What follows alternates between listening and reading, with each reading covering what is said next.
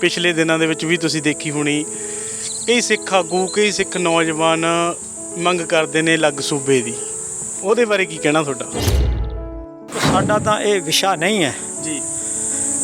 ਤੇ ਜੇ ਉਹ ਗੱਲ ਕਰਦੇ ਤੇ ਪਹਿਲਾਂ ਖਾਲਸ ਦਾ ਮਤਲਬ ਹੁੰਦਾ ਖਾਲਸ, ਪਿਓਰ ਤੇ ਸ਼ੁੱਧ। ਜੀ। ਪਹਿਲਾਂ ਤਾਂ ਅਸੀਂ ਆਪ ਖੁਦ ਸ਼ੁੱਧ ਹੋ ਜਾਈਏ, ਹਿਰਦਾ ਹੀ ਕਹੋ ਕਬੀਰ ਹਮ ਪਏ ਖਲਾਸੇ, ਜੀ ਹੈ ਨਾ ਜੀ। ਪਹਿਲਾਂ ਤਾਂ ਅਸੀਂ ਖੁਦ ਹੀ ਸ਼ੁੱਧ ਹੋ ਜਾਈਏ, ਪਿਓਰ ਹੋ ਜਾਈਏ, ਖਾਲਸ ਬਣ ਜਾਈਏ ਜੀ। ਹਾਂਜੀ।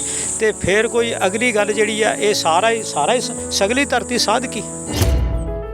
ਕਈ ਆਪਣੇ ਗੁਰੂ ਸਾਹਿਬਾਨਾਂ ਦੀਆਂ ਯਾਦਗਾਰਾਂ ਹੁੰਦੀਆਂ ਨੇ, ਉੱਥੇ ਉਹ ਠਹਿਰੇ ਹੁੰਦੇ ਨੇ, ਉਹ ਦਰਖਤ ਵੱਢੇ ਜਾਂਦੇ ਨੇ, ਕੋਈ ਕਾਰ ਸੇਵਾ ਵਾਲੇ ਹੁੰਦੇ ਨੇ, ਜਾਂ ਕੋਈ ਵੀ ਕਹਿ ਲਓ, ਆਪਾਂ ਕਿਸੇ ਨੇ ਇੱਕ ਨੂੰ ਨਹੀਂ ਕਹਿ ਸਕਦੇ, ਕੋਈ ਇਮਾਰਤ ਬਣਾਉਣ ਵਾਸਤੇ ਉਹਨਾਂ ਦਾ ਘਾਣ ਕਰਦੇ ਨੇ, ਉਹਦੇ ਬਾਰੇ ਕੀ ਕਹਿਣਾ? ਨਹੀਂ, ਬਹੁਤ ਹੀ ਮੰਦਭਾਗਾ ਹੀ ਕਹਿ ਸਕਦੇ ਹਾਂ ਜੀ। ਬਹੁਤ ਇਹ ਨੀਚ ਸੋਚ ਹੈ ਜਦੋਂ ਅਸੀਂ ਦਰਖਤ ਵੱਢਦੇ ਹਾਂ ਇੱਕ ਬਿਲਡਿੰਗ ਬਣਾਉਣ ਲਈ। ਇਹ ਇੱਕ ਮੈਂ ਕਹਿੰਦਾ ਬਿਮਾਰ ਮਾਨਸਿਕਤਾ ਹੀ ਹੋ ਸਕਦੀ ਹੈ। ਅਸੀਂ ਐਂ ਕਰ ਲਓ, ਜਿਹੜੇ ਦਰਖਤ ਜਿਹੜੇ ਟਹਿਣ ਉੱਤੇ ਬੈਠੇ ਆਪਾਂ, ਇੱਕ ਕਹਾਵਤ ਆ, ਉਹ ਟਹਿਣ ਹੀ ਵੱਢ ਦਿੱਤਾ, ਅਸੀਂ ਡਿੱਗਣਾ ਹੀ ਆ, ਸੱਟਾਂ ਲੱਗਣੀਆਂ, ਚੋਟਾਂ ਲੱਗਣੀਆਂ। ਅਸੀਂ ਆਪਣੇ ਇਤਿਹਾਸ ਨੂੰ ਤੋੜ ਰਹੇ ਹਾਂ। ਆਪਣੀ ਆਉਣ ਵਾਲੀਆਂ ਪੀੜ੍ਹੀਆਂ ਨੂੰ ਅਸੀਂ ਕੀ ਦਿਖਾਵਾਂਗੇ? ਜੀ, ਜਦੋਂ ਇਹ ਹਾਈਵੇ ਬਣਦੇ ਨੇ ਤਾਂ ਲੱਖਾਂ ਹੀ ਦਰਖਤ ਵੱਢੇ ਜਾਂਦੇ ਨੇ, ਉਹ ਤੋਂ ਬਾਅਦ ਵੱਡੀਆਂ ਵੱਡੀਆਂ ਸੜਕਾਂ ਬਣਾਈਆਂ ਜਾਂਦੀਆਂ ਨੇ, ਉਹਦੇ ਬਾਰੇ ਕੀ ਕਹਿਣਾ ਤੁਹਾਡਾ? ਸੋ ਇਹ ਜਿਹੜੀ ਕਾਹਲੀ ਹੈ ਵੀ ਅਸੀਂ ਛੇਤੀ ਆ ਕਰ ਲਈਏ, ਛੇਤੀ ਆ ਕਰ ਲਈਏ, ਤੇ ਉਹ ਕਾਹਲੀ ਅੱਗੇ ਟੋਏ ਠੇਡਾ ਲੱਗਣਾ ਨਾ। ਠੇਡਾ ਹੁਣ ਲੱਗ ਗਿਆ, ਇੱਕ ਤਾਂ ਕਰੋਨਾ ਦਾ ਘਰੇ ਬਹਾਲ ਦਿੱਤਾ। ਇਹ ਸੜਕਾਂ ਸੁੰਨੀਆਂ ਹੋ ਗਈਆਂ ਤੁਹਾਡੀਆਂ, ਇਹ ਦਫ਼ਤਰ ਖਾਲੀ ਹੋ ਗਏ, ਸਕੂਲ ਖਾਲੀ ਹੋ ਗਏ, ਤੁਹਾਡੀਆਂ ਜਿੰਨੀਆਂ ਵੱਡੀਆਂ ਤੁਹਾਡੇ ਵਿਦਿਅਕ ਅਦਾਰੇ ਸੀ ਖਾਲੀ ਹੋ ਗਏ। ਇੱਕ ਠੇਡਾ ਲੱਗਿਆ। ਕਾਹਲੀ ਨਹੀਂ, ਸਹਿਜ ਪੱਕੇ ਸੋ ਮਿੱਠਾ। ਸਹਿਜ ਨਾ ਚੱਲ, ਸੁਖ ਉਹਦੇ ਵਿੱਚ ਹੀ ਹੈ।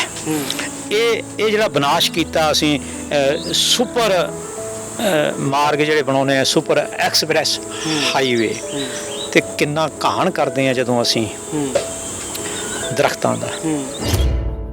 ਤਾਂ ਨਰਸਰੀ ਦੇ ਵਿੱਚ ਬੂਟੇ ਅਜਿਹੇ ਨੇ ਜਿਹੜੇ ਲੋਕ ਘਰਾਂ ਦੇ ਵਿੱਚ ਆਪਣੀਆਂ ਫਰਸ਼ 'ਤੇ ਰੱਖ ਦਿੰਦੇ ਆ, ਪੱਥਰਾਂ 'ਤੇ ਰੱਖਦੇ ਨੇ, ਕਿ ਜਿਹੜੇ ਕੁਦਰਤ ਜਿਹੜੀ ਆਪਣੀ ਆਮ ਵਾਤਾਵਰਨ ਹੁੰਦਾ ਉਹ ਤੋਂ ਦੂਰ ਹੁੰਦੇ ਜਾਂਦੇ ਨੇ, ਉਹਦੇ ਬਾਰੇ ਕੀ ਕਹਿਣਾ? ਪਵਨ ਗੁਰੂ ਪਾਣੀ ਪਿਤਾ ਮਾਤਾ ਧਰਤ ਮਹੱਤ, ਇਹ ਅਸੀਂ ਪੜ੍ਹਦੇ ਆ ਤਾਂ ਬਹੁਤ। ਮਾਫ ਕਰਿਓ, ਅਸੀਂ ਇੱਥੇ ਅਮਲ ਨਹੀਂ ਕੀਤਾ, ਅਮਲ ਕਰ ਨਹੀਂ ਪਾਏ। ਇਹ ਸੁੱਖ ਦੇ ਸਾਧਨ ਜਿੰਨੇ ਆ, ਇਹ ਹੈ ਤਾਂ ਸਾਡੇ ਲਈ, ਪਸ਼ੂਆਂ ਦੇ ਕਿਸੇ ਕੰਮ ਨਹੀਂ ਆਉਣੇ। ਤੇ ਇਹ ਵਿਕਾਸ ਦੇ ਨਾਂ ਤੇ ਅਸੀਂ ਵਿਨਾਸ਼ ਕੀਤਾ, ਅਸੀਂ ਆਪਣੀ ਬਨਸਪਤੀ ਦਾ, ਅਸੀਂ ਆਪਣੇ ਚੌਗਿਰਦੇ ਦਾ। ਸਭ ਤੋਂ ਵੱਧ ਵਿਨਾਸ਼ ਵੀ ਅਸੀਂ ਕੀਤਾ, ਤੇ ਇਹ ਠੀਕ ਵੀ ਸਾਨੂੰ ਕਰਨਾ ਪੈਣਾ। ਸਾਡੇ ਤੋਂ ਬਗੈਰ ਸ੍ਰਿਸ਼ਟੀ ਤੇ ਹੋਰ ਕੋਈ ਜਾਤੀ ਪ੍ਰਜਾਤੀ ਐਸੀ ਹੈ ਨਹੀਂ 84 ਲੱਖ ਜੂਨ ਵਿੱਚੋਂ ਜਿਹੜੀ ਪਰਿਆਵਰਨ ਦਾ, ਚੌਗਿਰਦੇ ਦਾ ਨੁਕਸਾਨ ਕਰਦੀ ਹੋਵੇ। ਇਸ ਤੋਂ ਇਲਾਵਾ ਬਾਬਾ ਜੀ, ਅਸੀਂ ਦੇਖਿਆ ਤੁਸੀਂ ਜਿਹੜੀਆਂ ਹੱਥੀਂ ਲਿਖੀ ਗੁਰਬਾਣੀ ਵੀ ਲਿਖੀ ਵੀ ਆ, ਹੱਥੀਂ ਲਿਖੀ ਵੀ ਆ, ਉਹਦੇ ਬਾਰੇ ਕੀ ਕਹਿਣਾ? ਸੁਣਤੇ ਪਨੀਤ ਕਹਿਤੇ ਪਵਿੱਤ ਲਖੰਤੀ ਕੁਲ ਤਾਰਿਆ ਜੀਓ। ਜੀ। ਸੁਣਨਾ ਤੇ ਪੜ੍ਹਨਾ, ਉਸ ਤੋਂ ਅੱਗੇ ਚੱਲ ਕੇ ਲਿਖਣਾ। ਪੜ੍ਹਨਾ ਸੁਖੈਨ ਹੈ ਮੇਰੇ ਹਿਸਾਬ ਨਾਲ ਥੋੜ੍ਹਾ ਜਿਹਾ। ਜੀ। ਸੁਣਨਾ ਥੋੜ੍ਹਾ ਜਿਹਾ ਕਠਿਨ ਹੈ। ਤੁਸੀਂ ਨੋਟ ਕਰਿਓ, ਤੁਸੀਂ ਪੜ੍ਹਨ ਬਹਿ ਜਾਓ ਜਪਜੀ ਸਾਹਿਬ ਜੀ, ਤੇ ਤੁਸੀਂ ਪੜ੍ਹ ਸਕਦੇ ਆ। ਜੇ ਤੁਹਾਨੂੰ ਕਹੇ ਮੈਂ ਪੜ੍ਹਦਾ, ਤੂੰ ਸੁਣਨਾ ਔਖਾ ਹੋ ਜਾਂਦਾ। ਜੀ। ਸੁਣਿਆ ਮੰਨਿਆ ਮਨ ਕੀਤਾ ਪਾਓ, ਸੁਣ ਕੇ ਉਹਨੂੰ ਮੰਨਣ ਵੀ ਕਰਨਾ। ਜੀ। ਕਿਹੜੇ ਢੰਗ ਨਾਲ ਜਿਹੜੀ ਉਹ ਕੁਦਰਤ ਆਪਾਂ ਆਪਣੀ ਬਚਾ ਕੇ ਰੱਖ ਸਕਦੇ ਹਾਂ? ਇਹ ਗੱਲ ਯਾਦ ਰੱਖਿਓ ਜੀ, ਉਹ ਸਾਰੇ ਬੰਬ ਉਹਨਾਂ ਦੇ ਪਲੀਤੇ ਨੂੰ ਅੱਗ ਲਾਉਣੀ ਪੈਣੀ ਆ ਤਾਂ ਚੱਲਣੇ ਜੀ। ਜਾਂ ਪਲੀਤਾ ਕਹਿ ਲਓ, ਜਾਂ ਤੁਸੀਂ ਅੱਜ ਉਹਨਾਂ ਨੂੰ ਤੁਸੀਂ ਕੋਈ ਕੋਡ, ਵਰਲਡ ਕੋਡ ਨੰਬਰ ਕਹਿ ਲਓ, ਕੁਛ ਵੀ ਕਹਿ ਲਓ, ਚਲਾਏ ਜਾਣਗੇ ਤਾਂ ਚੱਲਣਗੇ। ਪਰ ਚੌਗਿਰਦੇ ਦਾ ਜਿਹੜਾ ਪੋਲਿਊਸ਼ਨ ਦਾ ਬੰਬ ਹੈ, ਪੋਲਿਊਸ਼ਨ ਰੂਪੀ ਜਿਹੜਾ ਬੰਬ ਹੈ, ਇਹਦੇ ਪਲੀਤੇ ਨੂੰ ਤਾਂ ਅੱਗ ਲੱਗੀ ਹੋਈ ਹੈ ਜੀ, ਇਹਨੇ ਤਾਂ ਚੱਲਣਾ ਹੀ ਚੱਲਣਾ ਹੈ। ਤੁਸੀਂ ਇੱਥੇ ਜ਼ੀਰਕਪੁਰ ਰਹਿੰਦੇ ਹੋ, ਤੁਹਾਡੇ ਦੇਖਦੇ ਦੇਖਦੇ ਗਰਮੀ ਵਧੀ ਆ, ਜਾਂ ਜਿਹੜਾ এনवायरमेंट ਆ ਉਹਦੇ ਵਿੱਚ ਕੋਈ ਬਦਲਾਅ ਆਇਆ? ਕਰੋਨਾ ਕਰਕੇ ਵਧਾਈ ਤਾਂ ਮੈਂ ਨਹੀਂ ਕਹਿੰਦਾ, ਇੱਕ ਮਨ ਦੀ ਤਸੱਲੀ ਹੈ ਕਿ ਕਰੋਨਾ ਕਰਕੇ ਸਾਡਾ এনवायरमेंट ਨੂੰ ਤਾਂ ਬਹੁਤ ਫਾਇਦਾ ਹੋਇਆ ਜੀ। ਅਸਮਾਨ ਸਾਫ਼ ਨੀਲਾ ਦਿਸਣ ਲੱਗ ਪਿਆ। ਇਹ ਕਿੰਨੇ ਕੁ ਸਮੇਂ ਦੇ ਹੋਣਗੇ ਬਾਬਾ ਜੀ ਬੂਟੇ, ਜੇ ਗੱਲ ਕਰੀਏ ਨਾ? ਸਵਰਨ ਰੇਖਾ ਦਾ ਨਾਂ ਹੈ ਜੀ। ਇਹਦੇ ਸਾਡੇ ਘੱਟ ਪ੍ਰਚਲਿਤ ਹੈ, ਪਰ ਹੁਣ ਲੋਕ ਲਾਉਣ ਲੱਗ ਪਏ ਜੀ। ਆ। ਬੜਾ ਟੇਸਟੀ ਅੰਬ ਅੱਛਾ ਹੈ ਤੇ ਛੋਟੇ ਜਿਹੇ ਇਹਦੇ ਅੱਛਾ ਇਹਦੇ 'ਚ ਸਵਰਨ ਰੇਖਾ 'ਚ ਇੱਕ ਨਾ ਖੂਬਸੂਰਤੀ ਇਹ ਹੈ ਵੀ ਛੋਟੇ ਜਿਹੇ ਬੂਟੇ ਨੂੰ ਫਰੂਟ ਆ ਜਾਂਦਾ ਬਹੁਤ ਛੇਤੀ। ਤੁਸੀਂ ਇਹ ਤੋਂ ਇਲਾਵਾ ਜਿਹੜੇ ਬੂਟਿਆਂ ਦਾ ਵੀ ਲੰਗਰ ਲਾਉਂਦੇ ਹੋ? ਜਿੰਨੇ ਨਗਰ ਕੀਰਤਨ ਹੁੰਦੇ ਆ ਸਾਡੇ ਜੀ। ਉਹਨਾਂ 'ਚ ਅਸੀਂ ਫ੍ਰੀ ਬੂਟੇ ਵੰਡਦੇ। ਈਵਨ ਗੁਰੂ ਨਾਨਕ ਸਾਹਿਬ ਦਾ 550 ਸਾਲਾ ਮਨਾਇਆ ਸੀ, ਰੀਠਾ ਸਾਹਿਬ ਨਾਨਕ ਮੱਤਾ ਸਾਹਿਬ ਨਗਰ ਕੀਰਤਨ ਲੈ ਕੇ ਗਏ, ਉਹਦੇ ਵਿੱਚ ਵੀ ਇੱਕ ਟਰੱਕ ਨਾਲ ਬੂਟਿਆਂ ਦਾ ਲੈ ਗਏ।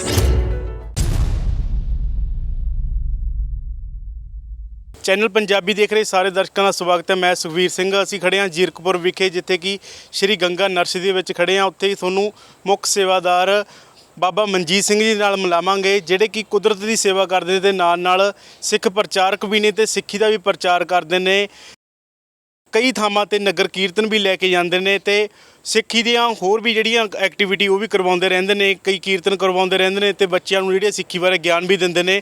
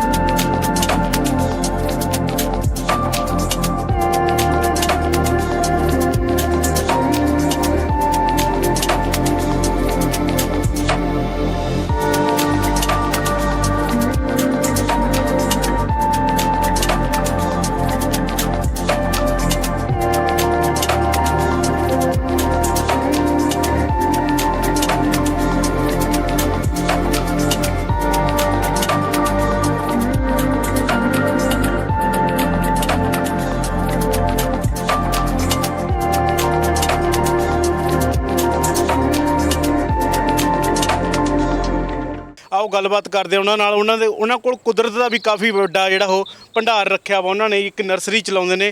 ਬਾਬਾ ਜੀ ਸਾਡੇ ਚੈਨਲ ਤੇ ਤੁਹਾਡਾ ਬਹੁਤ ਬਹੁਤ ਸਵਾਗਤ ਹੈ ਜੀ। ਵਾਹਿਗੁਰੂ ਜੀ ਕਾ ਖਾਲਸਾ, ਵਾਹਿਗੁਰੂ ਜੀ ਕੀ ਫਤਿਹ। ਸਾਰੇ ਜਿਹੜੇ ਤੁਹਾਡੇ ਦਰਸ਼ਕ ਆ, ਇਹ ਚੈਨਲ ਦੇਖਣ ਵਾਲੇ, ਤੇ ਆਪ ਜੀ ਦਾ ਸਾਰਿਆਂ ਨੂੰ ਜੀ ਆਇਆਂ। ਬਾਬਾ ਜੀ ਜੇ ਗੱਲ ਕੀਤੀ ਜਾਵੇ ਤਾਂ ਆਪਾਂ ਜਿਹੜੀ ਨਰਸਰੀ ਦੀ ਸ਼ੁਰੂਆਤ ਆ ਉਹ ਕਦੋਂ ਕੀਤੀ ਸੀਗੀ?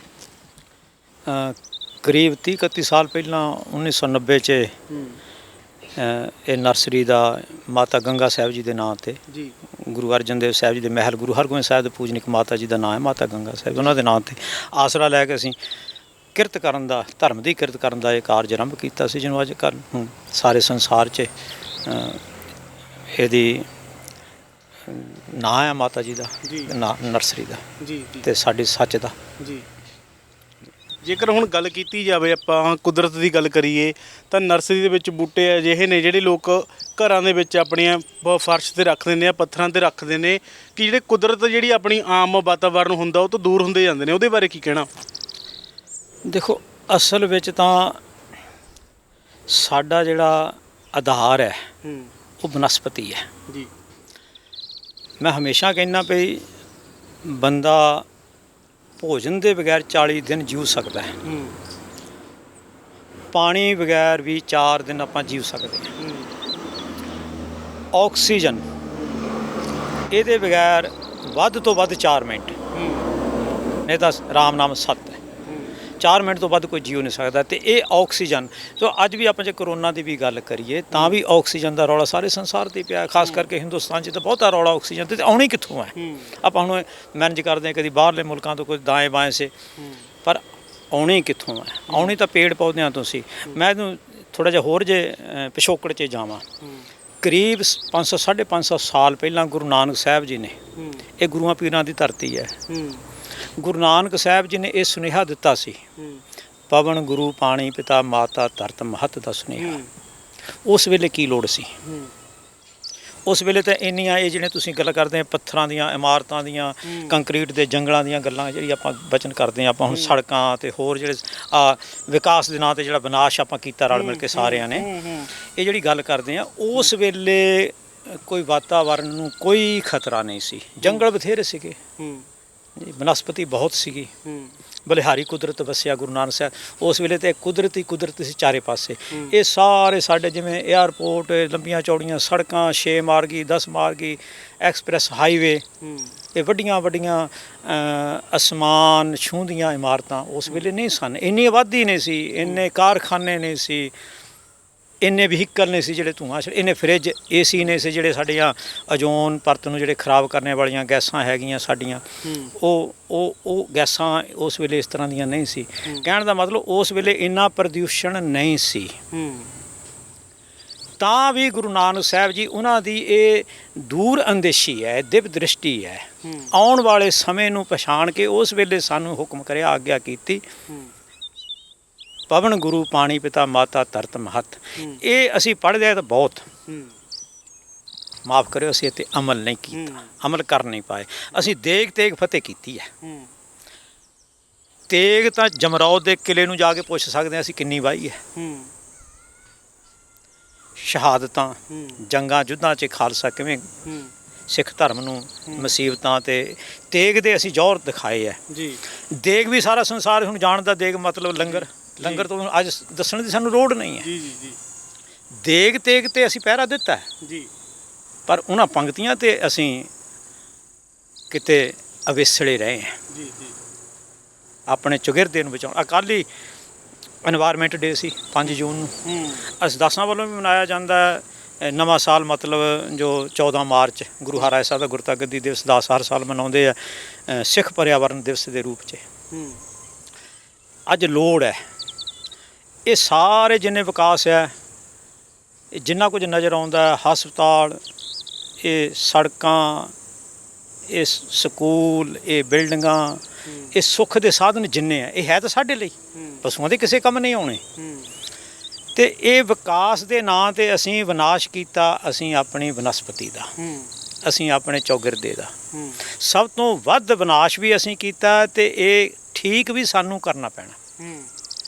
ਸਾਡੇ ਤੋਂ ਬਗੈਰ ਸ੍ਰਿਸ਼ਟੀ ਤੇ ਹੋਰ ਕੋਈ ਜਾਤੀ ਪ੍ਰਜਾਤੀ ਐਸੀ ਹੈ ਨਹੀਂ 84 ਲੱਖ ਜੂਨ ਵਿੱਚੋਂ ਜਿਹੜੀ ਪਰਿਆਵਰਨ ਦਾ, ਚੌਗਿਰਦੇ ਦਾ ਨੁਕਸਾਨ ਕਰਦੀ ਹੋਵੇ। ਹੈ ਕੋਈ? ਹੈ ਤਾਂ ਦੱਸ ਦਿਓ। ਨਹੀਂ ਹੈ ਨਾ ਜੀ। ਸਿਰਫ ਅਸੀਂ ਹੈ ਜਿਹੜਾ ਅਸੀਂ ਆਪਣੇ ਚੌਗਿਰਦੇ ਨੂੰ ਅਸੀਂ ਕੁਦਰਤ ਨਾਲ ਖਿਲਵਾੜ ਕੀਤਾ ਤੇ ਉਹਦਾ ਖਮਿਆਜਾ ਵੀ ਭੁਗਤ ਰਹੇ ਹਾਂ। ਕਦੀ ਹੁਣ ਦੇਖੋ ਰੋਜ਼ ਉਹ ਗਲੇਸ਼ੀਅਰ ਪਿਘਲਦੇ ਆ, ਬਾੜਾਂ ਆਉਂਦੀਆਂ। ਅੱਜ ਤਾਂ ਛੋਟੀਆਂ ਛੋਟੀਆਂ ਐਵੇਂ ਟ੍ਰੇਲਰ ਜਿਹੇ ਛੋਟੇ ਛੋਟੇ ਆ, ਕਰੋਨਾ, ਇਹ ਸਾਰਾ ਇਹ ਖਿਲਵਾੜ ਜਿਹੜਾ ਅਸੀਂ ਨੇਚਰ ਨਾਲ ਕੀਤਾ, ਕੁਦਰਤ ਨਾਲ ਕੀਤਾ, ਜਿਹੜੀਆਂ ਮਨਮਾਨੀਆਂ ਕੀਤੀਆਂ ਅਸੀਂ, ਇਹ ਉਹਦੇ ਨਤੀਜੇ ਹੈ। ਤੇ ਸਾਡੀ ਮਿੰਟੋ ਮਿੰਟੀ ਰਾਤੋਂ ਰਾਤ ਸਾਡੇ ਜਿੰਨਾ ਅਸੀਂ ਚੰਦ ਤੱਕ ਚਲੇ ਗਏ, ਅਸੀਂ ਮੰਗਲ ਗ੍ਰਹਿ ਤੱਕ ਚਲੇ ਗਏ, ਅਸੀਂ ਪਤਾ ਨਹੀਂ ਕੈਸੇ ਕੈਸੇ ਬੰਬ ਬਣਾ ਲਏ, ਅਸੀਂ ਮਾਰਨੇ ਦਾ ਹੀ ਸੌਦੇ ਤਿਆਰ ਕਰਦੇ ਹਾਂ ਹੁਣ ਤੱਕ। ਇਹ ਸਾਰਾ ਸਾਡੀ ਜਿੰਨੀ ਸਾਇੰਸ ਸੀ ਸਾਰੀ ਧਰੀ ਧਰਾਈ ਰਹਿ ਗਈ। ਕਰੋਨਾ ਨੇ ਸਾਨੂੰ ਵੱਟੇ ਵੱਟ ਪਾ ਦਿੱਤਾ।